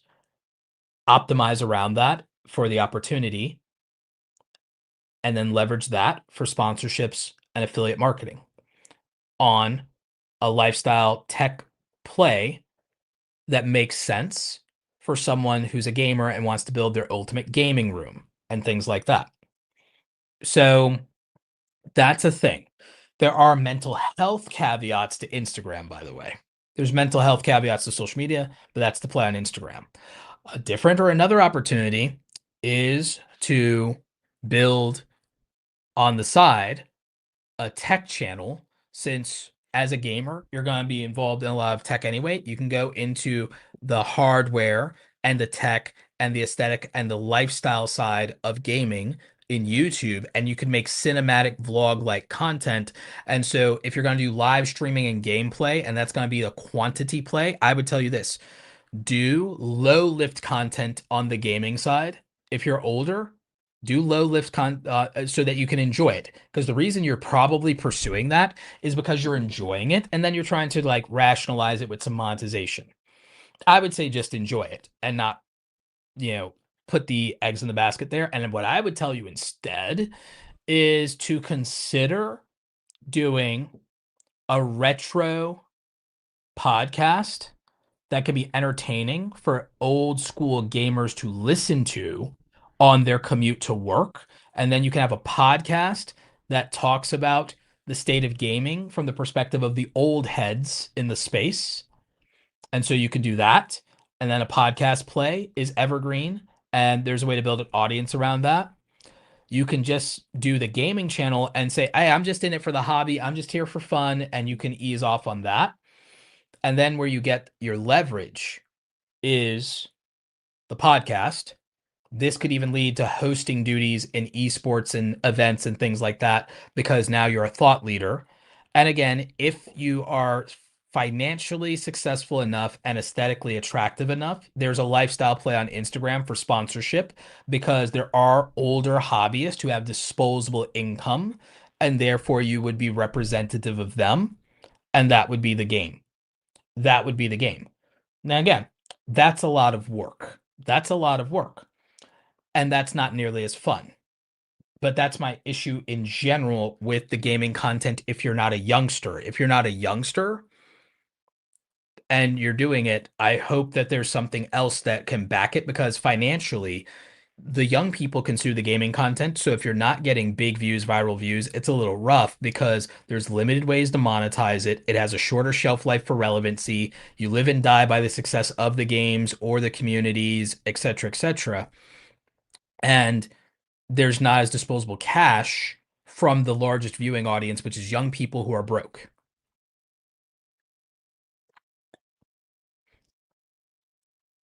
Most people will not be candid. By the way, I've coached over 100 gamers successfully, but most of them skew young. There are some older ones, but they don't rely on it, and they do other things in the gaming space. For example, one of them builds skins for the game, so it makes money that way, mods, so on and so forth. There are some older people who win in gaming financially, but they're not doing gaming for fun anymore. At that point, they're really just playing the game to make money, or doing the thing to make money, or being in the community to make money. They are not there to enjoy any of it anymore. So there's kind of a trade-off or a counterbalance to that sort of thing, which is, again, I'm one of the only people who say it honestly, because what a lot of people will do is, gaming is such a huge staple in YouTube's culture and community, and you can make a lot of money from aspiring gaming creators. But the thing is, I'm going to be honest with you about the limitations and downsides of that niche, and that it is not the best opportunity in the world. And a lot of viewers for that, because of the low barrier to entry, they don't trust new and small creators in gaming to watch, because most of it is so low effort and low hanging fruit and not worth watching, that it's why the biggest YouTube gamers, even the ones who are older, consolidate views, because people can trust that the content's going to be good and that there's a community. But there are exceptions to this rule, and there are sub gaming communities that are very favorable to older gamers. And I do think that there's an older gaming niche, there's a retro gaming niche out there. But I also think that there are very, very specific things to do to succeed in that, and they will not be as fun. If having fun and enjoying yourself is your number one priority, then it's better sometimes for something to be a hobby as a creator than to make it a full-time job and career. If you already feel like you don't hate your job and you can still do that for as long as your working years are going to continue, then I would do that. And then I would pursue the content creation for the fun and the passion, and not worry about being full-time and doing it and leaving the job. I would just learn to like the balance in your life of, here's my job and here's my hobby, and at least my hobby pays for itself, and I would just enjoy that. If you hate your job, then I wouldn't go all in on passion. I would find a pragmatic thing of, can I do something I like and that I don't hate and don't resent? And I don't need to have fun at all the time. I need to be able to have fun at it some of the time, or a good amount of the time. But it's not the most important thing. The most important thing is keeping my freedom so that I'm not doing things I hate. So I would find that balance, and that's what my recommendation, my prescription is. But again, it's more realistic. I'd be able to sell more coaching if I wasn't realistic, and if I wasn't going to give the harsh take, and if I wasn't going to be the dream killer, I would be able to sell more coaching. But I just would rather give it to you straight. It's more honest, it's better for me, and I'd rather deal with people who are committed, serious, and understand what the reality is, than have to handhold people because they were sold snake oil and they, believe something that's not true. So yeah, that's what my thoughts around it is. And yeah, it does make it easier for me to sleep at night to just tell people the truth. It also makes it very easy to go live and make content when all you have to do is tell people the truth. So yeah, that's kind of the deal there. So to close out some of my final thoughts around this for today's episode of the podcast, if you're watching live as we do the live stream, hang around for a little bit past the outro that will cut off at the end, and I'll answer some of your questions in the chat. But some of my final thoughts as we head into 2025 in the current state of the creator economy. I don't buy into the hype of easy mode when it comes to content creation. Do try to make content creation right size in your life. Do focus on standards that reflect the success that you want. Build systems that make it easier to achieve and sustain those standards. Build structure into your life that allows you to make this right size in your life and make it sustainable and not burn you out and to maintain the standards that you have. And then find support that can allow you to do all of this more easily, more consistently, and with more confidence. That support can come in the form of the Awesome Creator Academy Pro Group. It can come in the form of a community that you find on Discord. It can come in the form of conferences and real life communities and interactions where you get to meet other creators and do creator meetups. It can be any number of things where you get that support. Realistically, for a lot of you, that support is not going to come from friends and family who are not content creators, have not supported content creators in the past, and don't understand the creator economy. I'm sorry, it's just how it is. It's going to be very similar to where if you talk to me about the Kardashians, I'm going to roll my eyes, drown you out, humor you, and go to my happy place. I'm not interested in them. It's the same way you're going to glaze over when I talk about Star Wars and the Old Republic. And when I talk about the philosophy of the Sith Lords, your eyes are going to glaze over. You're going to go into a coma and you're going to wait for me to say something that you care about. So that's how it is. So when it comes to support, support's going to come from other creators. We'd love for it to come from our friends and family in a lot of cases. A lot of times they frankly just don't know how to support us or how to pretend to be interested. So just to set you up for the right expectations, which is kind of my whole bit, is to set you up for the right expectations. Understand that the best support and the people who are going to care about what you're doing are going to be other people who are trying to achieve the same goals as you, and that you get a lot further and a lot faster by spending more time around a community of like-minded creators who share your values and have the same kind of ambition and the same kind of struggles. And you'll be able to relate to each other and you'll be able to support each other more. Like I said earlier, got to make it right size in your life. You got to find structure. That means setting a schedule and not some, oh, I'm feeling it. Let's go. You got to have some structure. Does everything have to be rigidly scheduled? No. What I believe is setting aside time to make something a priority. So that would be important. And like I said, having the right standards. Look for what is working. Stop trying to force people to fit with what you want to make. Start looking at what has attention and why it has attention. Topic, title, thumbnail, timing. Now you can stop wishing. Now you can stop guessing at what's going to work. If you want a tool that's going to make that easier, we have a link for our friends at oneof10.com. If you use code ROBERTO, they will give you 50% off at checkout. If you use code AWESOME, they will give you a free trial.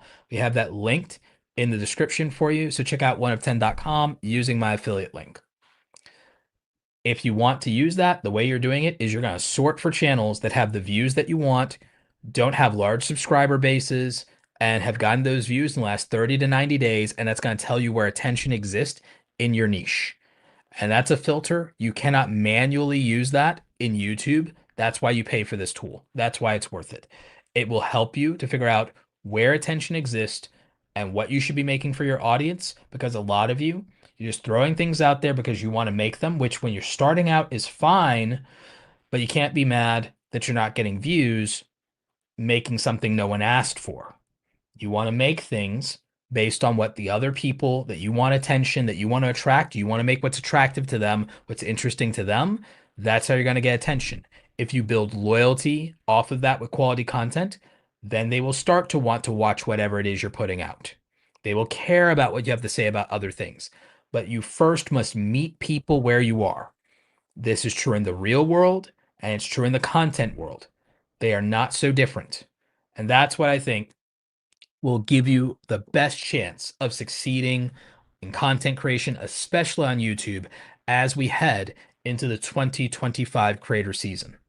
We're going to be doing more episodes. We're going to have more interviews. Like I said, we're even going to try to put together panels for you at least once a month where we have multiple perspectives on an issue. We're going to do some more of these solo episodes. We're coming up on episode 100 of the Create Something Awesome Today podcast. We're going to have a great episode 100. We are going to start putting together panels, like I said, get different perspectives. We're going to do solo episodes so that I can talk to you and you can hear exactly what I'm thinking. And then we're going to make a lot of space for our guests to tell you what their experience is. But I've enjoyed having you guys here today. We're going to go ahead and cut to the outro since this is a solo episode. If you're in the live audience on social media, listening or watching right now on YouTube, X, Twitch, LinkedIn Live, or Facebook, stick around after we exit the outro for the main show. We'll take at least 5 or 10 minutes to answer some of your questions in the chat. This episode has ended, but your creative journey continues. Visit createsomethingawesomeToday.com and access all links and resources mentioned in today's show, all designed to help you create something awesome today.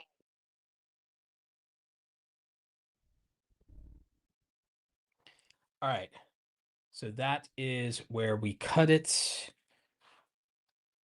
for the recorded show. So we did a live to tape recorded radio style show. Want to know what you guys think in the chat if you're still watching.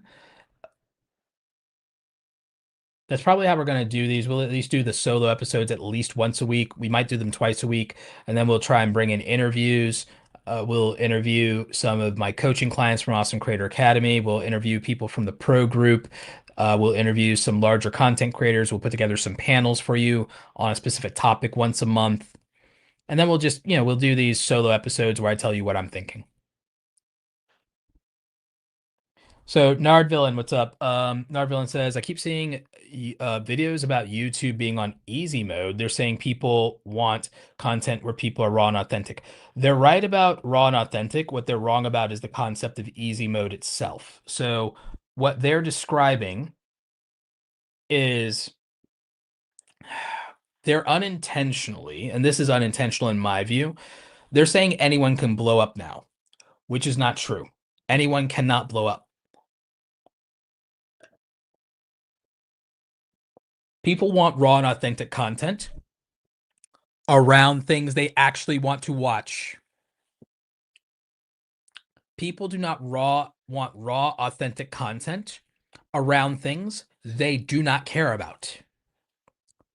They only want raw and authentic content around things they want to watch. So that's the problem with the anyone can blow up caveat of YouTube easy mode.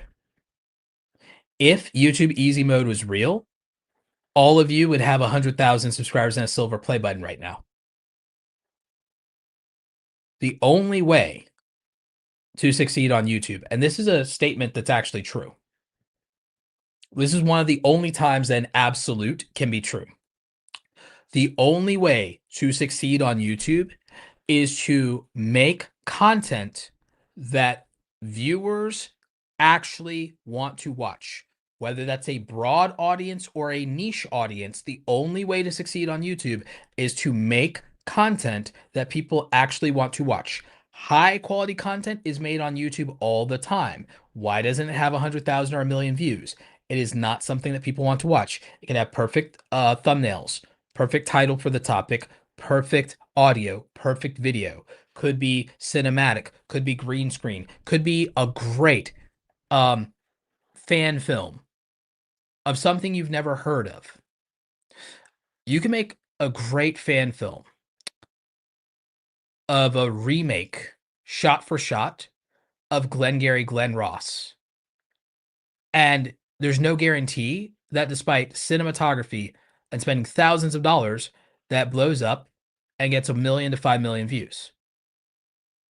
And that wouldn't even be you playing YouTube on easy mode. That would be you going on nightmare mode, hard mode, spending 100 hours editing. You could spend 100 hours editing the greatest YouTube video of all time and still not get 1 million to 5 million views, right?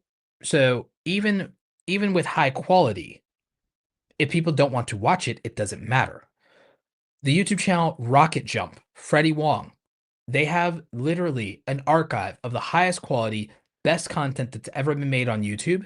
and they have been sitting for the last 6 years at 9 million subscribers, unable to cross to 10 million and get their diamond play button. No matter how high quality of video they make these days, they don't get a 10 million views like they used to back in the day because they're not relevant anymore. And a lot of that is the choices they made in the content they make were not aligning to where culture is today versus the YouTube of old that made Freddie Wong successful. So Freddie Wong was the original Mr. Beast. But when you don't stay in the relevant trends and the things that people want to watch at the time and tap into that, someone takes your place who will, and that's what Mr. Beast is. So easy mode works better when people have value that the viewer already wants. Do you know who easy mode works really good for? Easy mode works if you're in your 20s and you're an attractive doctor. You can play YouTube and all social media on easy mode. Work for Dr. Mike, work for Ali Abdal. These are attractive, tall, young, handsome doctors. Doctor gives you social proof and status. Tall, attractive. Dr. Mike has, to some degree, a little bit of a New York accent, and Ali Abdal has a little bit of the UK immigrant twang because he's originally from Pakistan. So young, handsome, talented doctors, YouTube, easy mode. They don't need to edit the hell out of their videos. They can show up and they would be easy mode. They pay editors now because they're full time and they make money, but it's not even anything over the top, and they can hire thumbnail artists. Nothing over the top there. Authentic, raw, it's what they want to do, whatever. They could go live and they could do a lot of stuff, but think about it. Oh, they're interesting because here's this young, handsome, tall doctor. What do they think about this? Or, oh, there's this young, handsome, tall doctor that has an idea or a thought about something outside of their expertise. Well, what does the doctor think? What does that tall, handsome doctor think? More attractive, more successful, more interesting people? We do care about what they think. If you're a regular person, you can't make the same content on easy mode and succeed. So there you go, easy mode. If you are a retired multi-millionaire, you can play YouTube on easy mode because people care what you think because and you don't even have to make finance content. They will literally just care what you think. You could be a retired like millionaire and you could talk about social issues, social commentary. You could talk about dating. You could do whatever easy mode because, well, why would I listen to this guy? Because he's a millionaire. Like, so there's an easy mode there. Now, story could become a form of status for easy mode if you have a compelling story that you could tell and you're someone who can show and prove that, hey, I lost 150 pounds doing blank. People don't need fancy editing.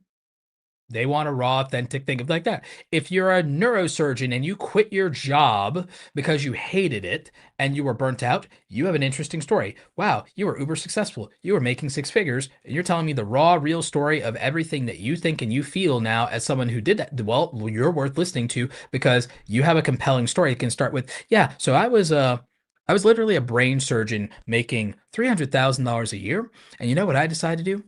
I literally chucked it all, decided to quit my job, and now I make YouTube videos traveling the world with my dog because I'm going to outlive my dog and I will never get this time with her back. And so I'm just going to travel the world with my best friend. I've been burnt out these last 15 years. I don't want to do medicine anymore. That's an interesting story. I want to hear more about you. I want to know your whole life story of like, how did you do that? And like, what did your parents think? Were you married? What did your significant other think? Did you break up over this and everything like that when you quit the job? What happened? What made you think this way? Did you go do a surgery that broke your heart? Was it the medical system? What happened? That makes you interesting. Easy mode works if you're interesting, attractive, or have status. It will not work for someone who is below average. It will not work for someone who is barely average. It will rarely work for someone who is average. You must endeavor to become interesting and attractive if easy mode were going to work.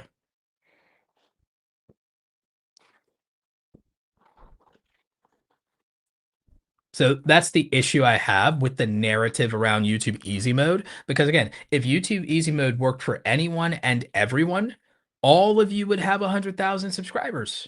right? Now, does this mean you always have to do over-the-top editing? No. If easy mode is, do you have to do over-the-top editing? No. We're back to a place where high-profile editing and production doesn't matter nearly as much as it once did. An example of all of this is there's a YouTuber out there named Anton Daniels. He's been successful in corporate America. He's only just about to leave the 9 to 5 job to do YouTube. But Anton Daniels, what does he talk about? Relationships, politics, and money. The three taboos. Literally the three taboos. Remember the three taboos you were never allowed to talk about? You're never allowed to talk about relationships. You were never allowed to talk about money, and you were never allowed to talk about politics. Those three taboos are making him and other people willing to talk about it money right now. And he can do it on easy mode because there's an appeal and an appetite for those things. Now, for an older gentleman in his 40s, married for 20 years successfully, black man with children, like Anton Daniels, has an identity play that makes perfect sense, that attracts an audience that says, I want to hear what a successful six-figure black man who's been married for 20 years has to say about these things and topics, and where does he stand? And if I was trying to become a successful person, what would I do? So if I'm a man, I can listen to Anton Daniels. If I'm black, I can listen to Anton Daniels. Like, is that the exception? Can people outside of that identity listen to him? No, but he's very attractive to that niche demographic of, here's someone who's successful. And here's the other thing, that's not saturated. The YouTube and the social media is not saturated with successful black men over 40 that are married with children and still married and have been married for 20 years and has success in corporate America before they made money on social media. That's not something that is easy to duplicate. So because what he lives is not easy to duplicate, he doesn't have to put the extra effort into as much of the packaging, even though his packaging is actually pretty good with the thumbnails. He doesn't have to put as much into the editing or the production. He does do good with the sound quality aside from his walking and talking videos, which he should just get a DJI mic mini and that'll clear that up. Like, but what I will say is the high effort part was the life itself. High effort is being successfully married for 20 years. High effort is being someone who made six figures in corporate before you ran your mouth on social media. So that's high effort. High effort is the fact that he comes educated about every topic that he talks about and discusses, and is not just being a reactionary, and that has the basis of original thought. Those high effort traits mean that he doesn't have to, he has so much to carry him that a video doesn't need to be very polished, produced, and raw authentic. It's because what he has is valuable already in its raw, unrefined form. So for those of you with the easy mode, with being authentic and on topic and dynamic, for easy mode to work for you, you'd have to be an unpolished gem that is objectively interesting, attractive, and valuable at a glance before we even bother with any other type of appraisal. An uncut raw diamond, we know that's worth something. A lump of coal, raw, unrefined, authentic coal, not so much. Raw, unrefined, authentic diamond, raw, unrefined, authentic emerald, raw, unrefined, authentic amethyst, those are all worth something. So an uncut, unpolished gem has value. So the thing is, in your raw form, is your thing valuable? Yes or no? That's objective. Take me, for example. I can go live. Why? Because unrehearsed, raw, authentic Roberto has tens of thousands of hours of experience in multiple things. Tens of thousands of hours in video editing, because I've made over 2,000 videos on YouTube and edited all of them myself, 99% of them anyway. I've done over 3,000 hours of live streaming in my lifetime, straight up. So I have intrinsic value and knowledge that was already hard to come by, that can't be duplicated by 99% of the population. I have built a six-figure business that didn't rely on YouTube ad revenue. I built a six-figure coaching business without selling a $500 course until we start doing that this year.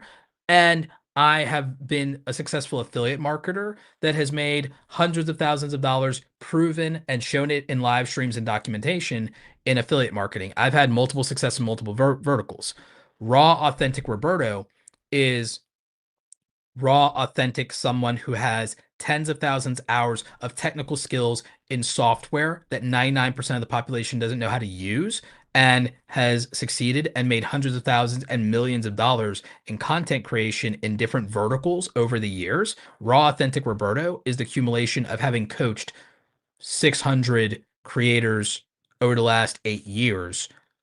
Raw, authentic Roberto is someone who last year coached 40 gaming YouTube channels, I believe, 40 or 50 gaming YouTube channels with Supercell and AMG.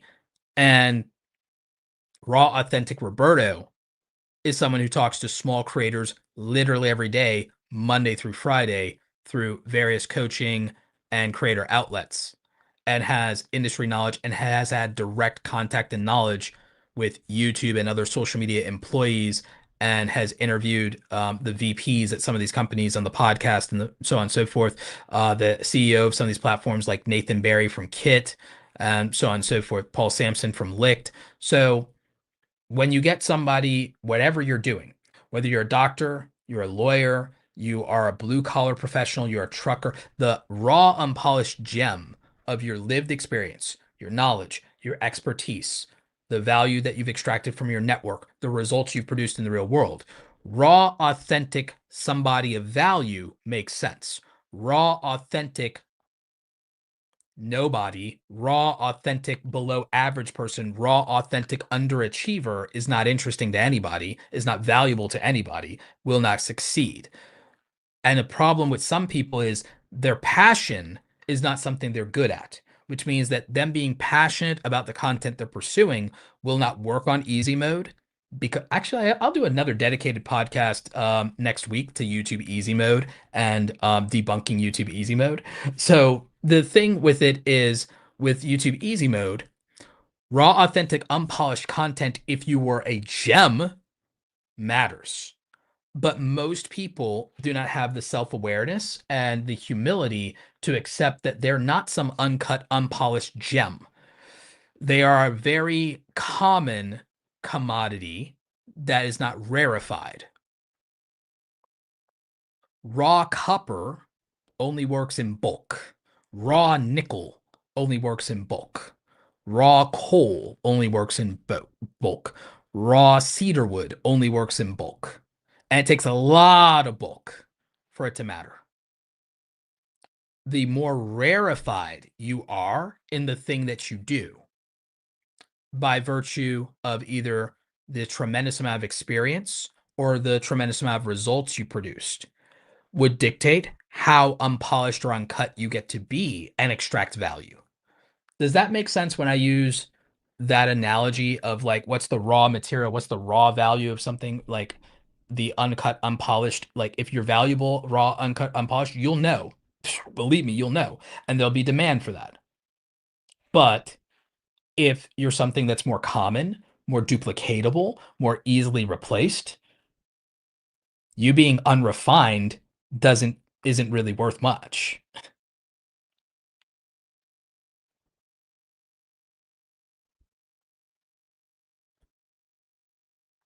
So, that's what I would say.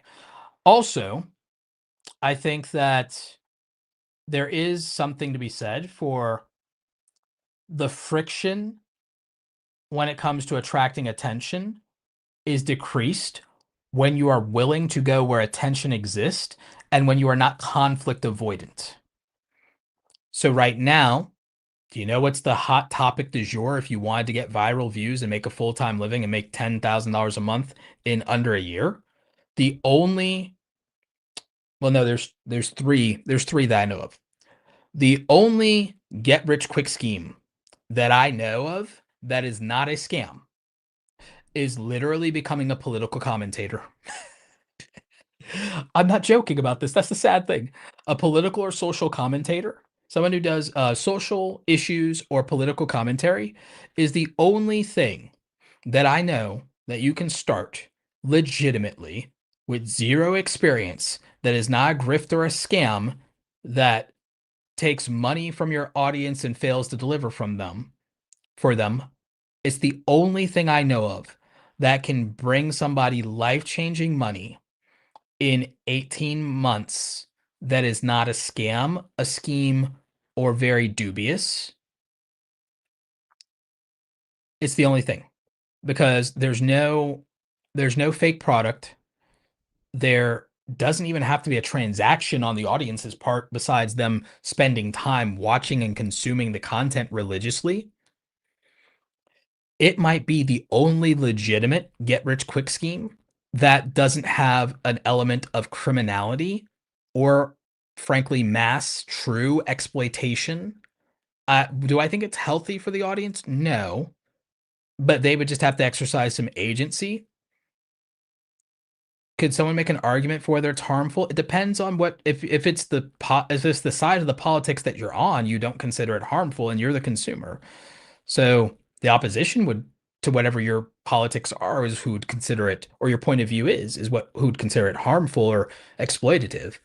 But the consumer base itself, not so much. So it's the only thing I know that in 18 months, with no scam, no scheme, and no legal ramifications for the most part, as long as you adhere to normal content practices. It's, yeah, politics and social commentary in bulk daily is like the only, like doing it like up 3 uploads a day or something like that, plus short form. It's the only genuine get rich quick scheme that I think I've ever seen that you could call legitimate or you could call fair. I don't love that, by the way, for us right now. I do not love that state of social media has been hijacked by it, but it's the only thing that I know of and doesn't require a massive risk for the person doing it in terms of risking their money themselves and losing money on it. It's like, no, I don't think you lose money on that. Not with the current state of the world. So it's the only one.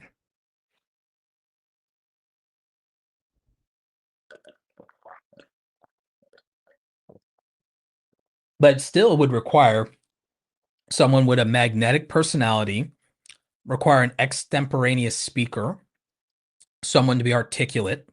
So the thing is, you still would need certain qualities, characteristics, behavioral traits to make it successful. So it's, in theory, yeah, anyone can do it if you are articulate, moderately attractive, and a good speaker overall, and a good communicator overall, and blessed with a tremendous work ethic. You could make an argument that, okay, if you check those boxes, I guess anyone could do it, but to varying degrees of success. But yeah, it would work, because there's always a different angle for those things as well, and you would just have to pursue that. So you'd still have to be intentional, you'd still have to be strategic, you'd still have to do it intelligently, but the friction to gaining an audience is negligible for that, which is why it was prevalent. It was very prevalent during the pandemic for exactly that reason. And so that is where a lot of people, when it comes to this easy mode conversation, when it comes to the barrier to entry, when it comes to the barriers to building an audience, the reality is, if you go where a lot of attention exists and you deliver value where attention exists, excuse me, then the friction to success is very low. What most people are passionate about is something where either a lot of attention doesn't exist, or the barrier to getting that attention and qualifying for that attention is extremely high. Gaming is an example of this. It's very hard to take a chance on a small gamer unless a game is new. If a game is new, you can take a chance on a small gamer who is dedicated to that game. You can take a chance on a small gamer if they're a small gamer, but they're a world champion or a ranked player or a high level player. You can take a chance on a small gamer if they are in the video portraying a feat that is nearly impossible or difficult to do. Nobody, and I'm sorry if this hurts people's feelings, no one wants to watch generic gamer 265,541. No one wants to watch generic, mediocre, average to below average, capable gamer 157,533. They just don't. There's not a value proposition there. If a game is new and someone comes out swinging, dedicates their whole YouTube channel to it, and does complete guides, walkthroughs, optimization, hacks, how to beat a boss battle faster, and challenges around it, that's why being early to market and first mover advantage is really important in the gaming space, specifically exclusively, because you cannot really succeed in gaming without an unfair advantage of some kind. That's the deal. Too many young people, too low barrier to entry, too low hanging fruit. You need some unfair advantage of some kind. Gaming and gameplay videos do not demand extraordinarily quality in terms of production, even from higher level gamers. It is the quality of the experience, which means the gameplay itself, the storytelling, and the audio probably matter the most, or the challenge, the themes, your abilities at the game, your skill at the game. So, as the kids would say, it would become a skill issue.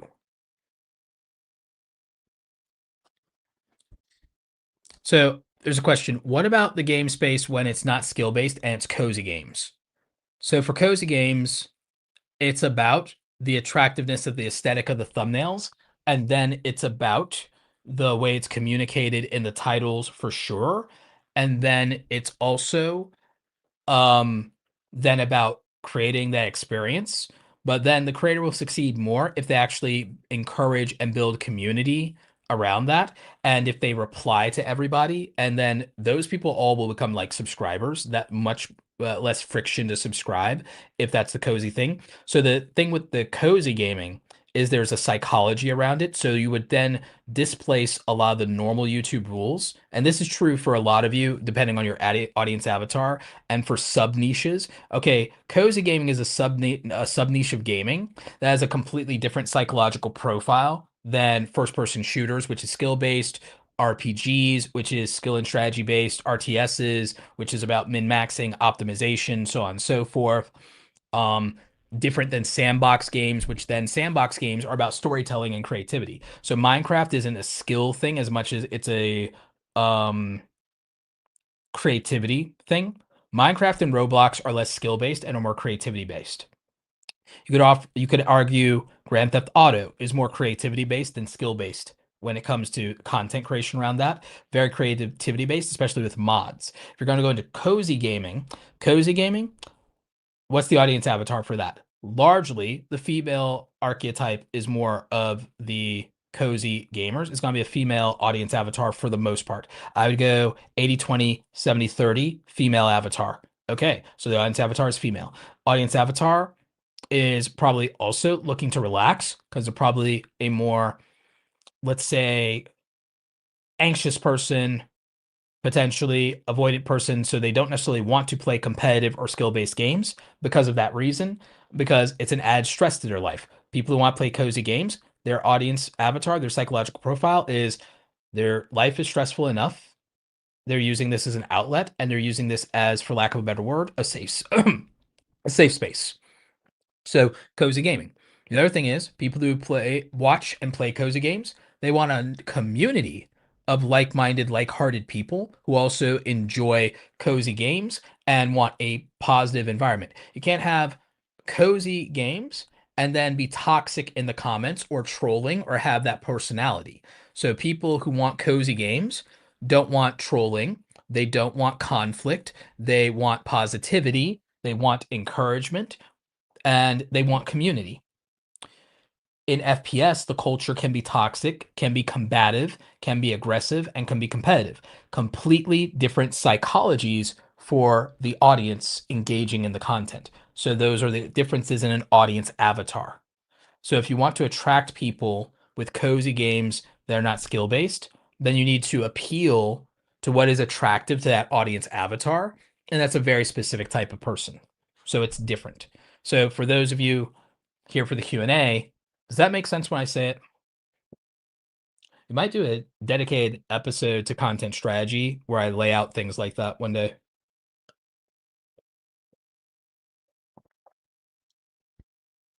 Also on the main channel. On the main channel, we talk a lot about this on the main channel. If you have not been watching my YouTube help content, it is not the same as other people's YouTube help content. We do not obsess over algorithms nearly as much as we obsess over the audience and what's the audience's psychology, mindset, expectations, and standards for the content that they watch, what conditions their user behavior, what makes them subscribe to something, what makes them engage in the comment section, what makes them donate on a live stream. That's the stuff we talk about. We're not saying, oh, this hack, this hack, this hack. That's not what we teach in Awesome Creator Academy. That's not what we do on the main YouTube channel with the live stream workshops or even the edited videos around content creation. So we really lock in on the things that would matter. And just like you saw with Organized Soprano, it's like, okay, cozy gaming, that psychology, totally different than FPS fighting games, sandbox games. I think about it like this. I'm one of the only people that might be in the creator education space that actually knows the terms and terminology RTS gaming and can tell you what RTS games are, aka the one I used to play, StarCraft, MMORPG, World of Warcraft guy, and would know FPS. Well, almost everyone knows FPS, but I was an FPS player, mostly Call of Duty, Black Ops 2 specifically, but early Halo before that. And then in the N64 era, Perfect Dark and GoldenEye, Turok, so on. So I actually know gaming culture because I was a gamer. When I say things about gaming, I'm speaking from lived experience there. I know what rhythm gaming is. I know what social gaming is. I know the variance and differences between these things. So I'm one of the only people who knows gaming in that way and has a long-term experience on YouTube and can say they've coached 100 gamers. One of the only people who could probably say that. The other thing is, if you were into geek culture, I actually know my stuff there. And I'm one of the only YouTube coaches that actually is a card-carrying member of the anime community and can name their top 20 animes. So I digress. And by the way, if Full Metal Alchemist is not in your top 10 anime of all time, you're not an actual anime fan. So the thing is, and it can be the original or Brotherhood, either is fine. So my point is that every niche and subgenre can have a different audience avatar. There's not a universal audience avatar for gaming itself. You can think of these as a series of circles that get smaller and smaller and smaller, much like the Russian dolls. The Russian dolls that when you take the big one away, it gets smaller, it gets smaller, it gets smaller, it gets smaller. Okay. So it becomes like that when we talk about narrowing your niche, because your niche is not a topic. Your niche is a community. It's a type of person. It's your person. So you think about it like this. There are all the people in the world. You can't please or like all the people in the world. For one thing, you might speak a specific language. So now, for me, for example, we're down to people who speak English, maybe Spanish as well, but mostly English. So now we're down to people who speak English. Okay. For me, now we're down to North America. Okay.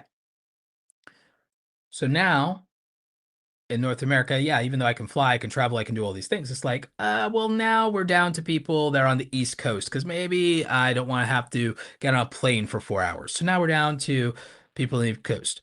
So now the capacity of who can have like a relationship with me just got narrower and narrower because now we started with language. You gotta speak English or we're gonna have a hard time communicating. Okay. Now we're down to my country. Now we're down to my coastline. Now it's going to be easier if you're in the Southeast. So now we're regional. So now we went from language to coastal to regional. Then we can get down to state.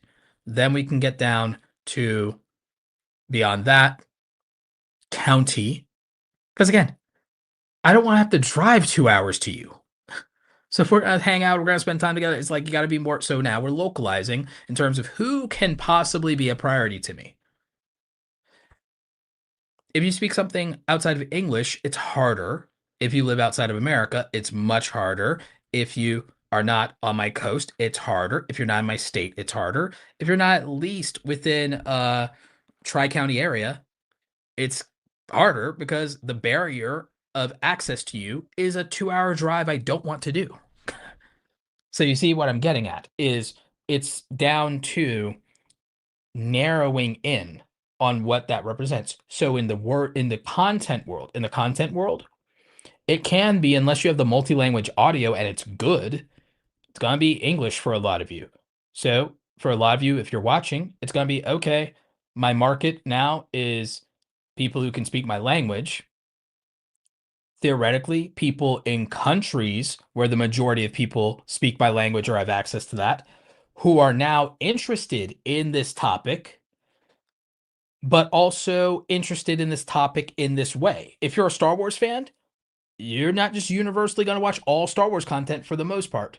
If you're a Star Wars fan, you have a favorite era: Old Republic, sequels, prequels, original trilogy, canon, legends, Disney versus Lucas. You got that. You have a side, you have a faction. Sith, Jedi, there are very specifics. You may not feel the same way about certain things. So it's like if you're an anime fan, there's a difference between an anime fan who is into shonen anime and a fan of slice of life or bishoujo content. Different things. There's isekai fans, and then there are people who don't like it at all and hate that genre. So it's not just people who share the same interest, it's people who feel the same way, which is why I call it values. So that's where it's like interest is like-minded, values is like-hearted. So you like this, all right, we care about the same things, but do we care about them in the same way? We're all passionate about this, but are we on the same side of being passionate about it? That's the difference. That qualifies and disqualifies your market. So the way I look at this is the total addressable market is about the maximum amount of people who are interested in this thing and can access it, and in your case, probably also speak your language. But then that's the quantitative part of that. That's quantity. The qualitative part of, and what's your community going to look like, is the people who feel the way you feel about it. That's the qualitative part. So now we've gone from your total addressable market to who's your tribe? Who's your tribe? Because your total addressable market is Star Wars fans who speak English. Your tribe is Old Republic fans or people who are fans of the dark side and want the Sith side of things represented. So it's your tribe now. So we go from your total addressable market is these millions of people. Oh, wait, my tribe, though, is now less of that chunk of 10 million people. So it could be 10, 20, 50 million people potential. Oh, but my tribe of people who are really down with my side of things, okay, maybe that's more like 2 million or 200,000 or this or that. So that's the tribal part. And that's the real driver of communities. It's communities who feel the same way about something, not just who have a passing interest in it as a casual viewer of this thing, but communities are built on tribalism. And your way to stand out in a market amongst other people is called your talent, your unique value proposition to those people. Then that will attract your tribe. So it's a signal to noise problem that you're solving for. I know that's high concept, but we don't water things down here.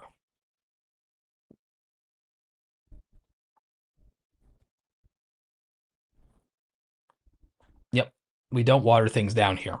So that just kind of does that help as far as an analogy and perspective and some, what, for lack of a better word, some realistic ways to relate to these ideas?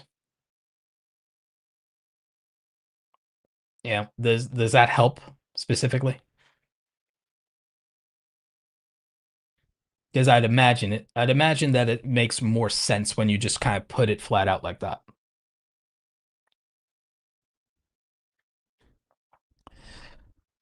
In terms of language, by the way, Not all of you have to speak English. Portuguese, I believe, right now is the second or third largest consumed language on YouTube right now. Um, and specifically Brazilian Portuguese, if I'm not mistaken, because Brazil's the third country with the largest amount of silver and gold play buttons in the entire world. Number one is India, number two is the United States, and then Brazil is number three. If you have the ability to speak Portuguese, there's an uncontested market for certain types of content. There's an uncontested market for certain types of content. So if I could speak Portuguese, I'd have a dedicated channel for a high value topic in Portuguese, and then I'd just make better thumbnails and better videos in terms of production and editing than anybody else, and I'd corner that entire market just because I wouldn't have competition, and I'd be the best person in the market. So now I'd be the highest value person that can exist in that market, and nobody could keep up with me. So because I would take the standards that people compete with in America, bring them to this market that hasn't experienced people go all in like that on YouTube, and then I would win in areas that are uncontested. So I would find something that has a lot of attention and where people are giving a lot of attention to low effort content. And then I would swoop in with high effort, high value content and churning out as consistently or more consistently or daily. So but that's where money and time is the ultimate advantage. It's not the only one, but it works in markets where there is where the leader is vulnerable, where the market leader is vulnerable because they're only there and big because they were first, they were early, and they never leveled up at all. If you come in and it's like, okay, here's this person and the top three people in the market, all of them are low effort because nobody knows about their niche or nobody speaks the language that does high quality and everything like that. And you swoop in and you're doing the same stuff and covering the same topics, but you can now make more content than them and you can go daily. You can have really good camera and production and audio. And so you can beat them at least in the audio. And then if you beat them in production, and then you can beat them in thumbnails. And so now you literally have higher quality, higher packaging value. Um, you're able to deliver the same type of value or better, and you're more consistent than them. So you have high effort, high quality, high value, and high levels of consistency, and nobody else in that niche does. You win. You win, and you can usurp the niche that way. It's been done before too, by the way. It's been done. People see it all the time. That's why the ultimate advantage is sometimes there'll be a creator that organically grows and then they make the niche and they're like the OG, but then they don't ever level up or they get content. Somebody with more money and more resources, more time, and maybe sometimes even more charisma sits there, watches them, then puts all that money, resources, and stuff behind just outperforming them. Happens all the time.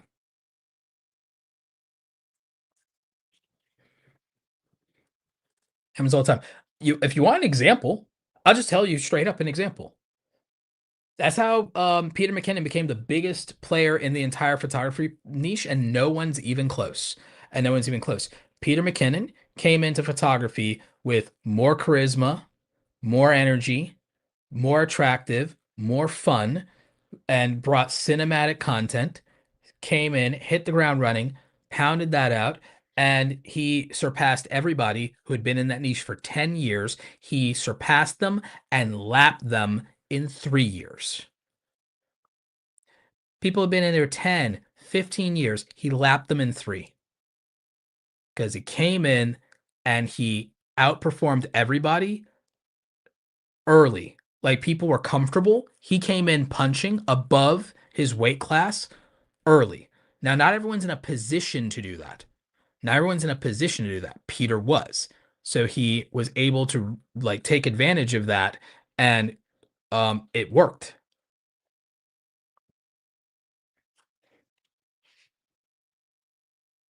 But that I'm understanding that that's not everybody's situation, that's not everybody's position.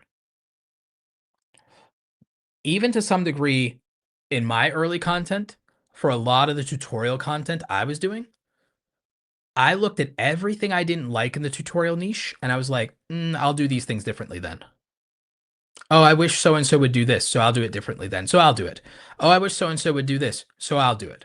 And so that's what I did is I filled a gap in the market and exploit a gap in the market. And I grew fast relatively speaking, for the fact that since I started taking YouTube seriously in August of 2013, I got a silver play button by April of 2016. That's fast. That's like less than 3 years.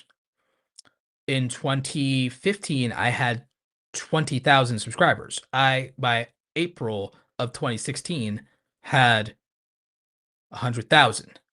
That's fast. I did not go viral. I did not blow up. I was just able to say, I can put out content equal to or slightly better than everyone doing my same topics. I can do it, I can put it out daily. And that's what get me more opportunities to grow because I just had more content to grow from.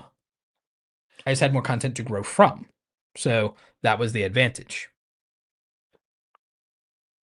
And as I made more content, the inventory was just there and it was evergreen content. So it just grew and grew and grew and grew and grew and grew. And that was the ultimate answer to all of it. That's how it worked. So that's also where some of my favoring quantity to some degree comes from.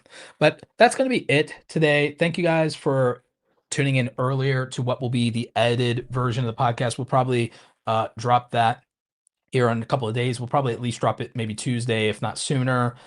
For the recorded episode, we don't have much that we have to cut out from it to get it done. We just have to cut for the intro, the outro, and there's something at like minute 29 where I had to get the door that we can cut out, but that's it. We have the Q&A. We'll leave that up for you guys for the replay on YouTube, X, and the other places. But yeah, we're at a 2-hour change mark. We ended the actual podcast at about an hour, 45 minutes. So we went a little over on the Q&A thing. We have channel reviews on the main YouTube channel later tonight. Those are paid channel reviews via Super Chat. So if you're looking for some advice on your YouTube channel, tune in for that. We'll do about roughly 5 minutes on each channel, maybe a little less because we have to get through them. We do about 20 of them. So that'll be maybe a 2 to 3 hour stream later tonight. So stay tuned for that. That's going to be on the main channel. As per usual, it's scheduled. So if you go to my main channel, it's scheduled so you can set notifications, subscribe if you haven't. The chat is subscribers only. So that's also another way we pump subscriber numbers is you have to be subscribed if you're watching on YouTube to participate in the chat. So that'll be later this evening at Eastern Standard, probably around 6:30 or 7 o'clock. We only hold 20 slots for channel reviews. And it's via $20 super chats. So we do that as per usual. So stay tuned for that later this evening. I'm going to run. I'm going to eat something, get out the newsletter that I was working on, and then just rest until it's time for us to do those reviews. And I'll probably edit something for tomorrow or Monday in the meantime, but stay awesome. I will see all of you later on the main channel. Take care. Becoming a content creator can be a very lonely process and adventure, but it doesn't have to be. When I first got started going from 0 to 100,000 subscribers, I had to do it all by myself.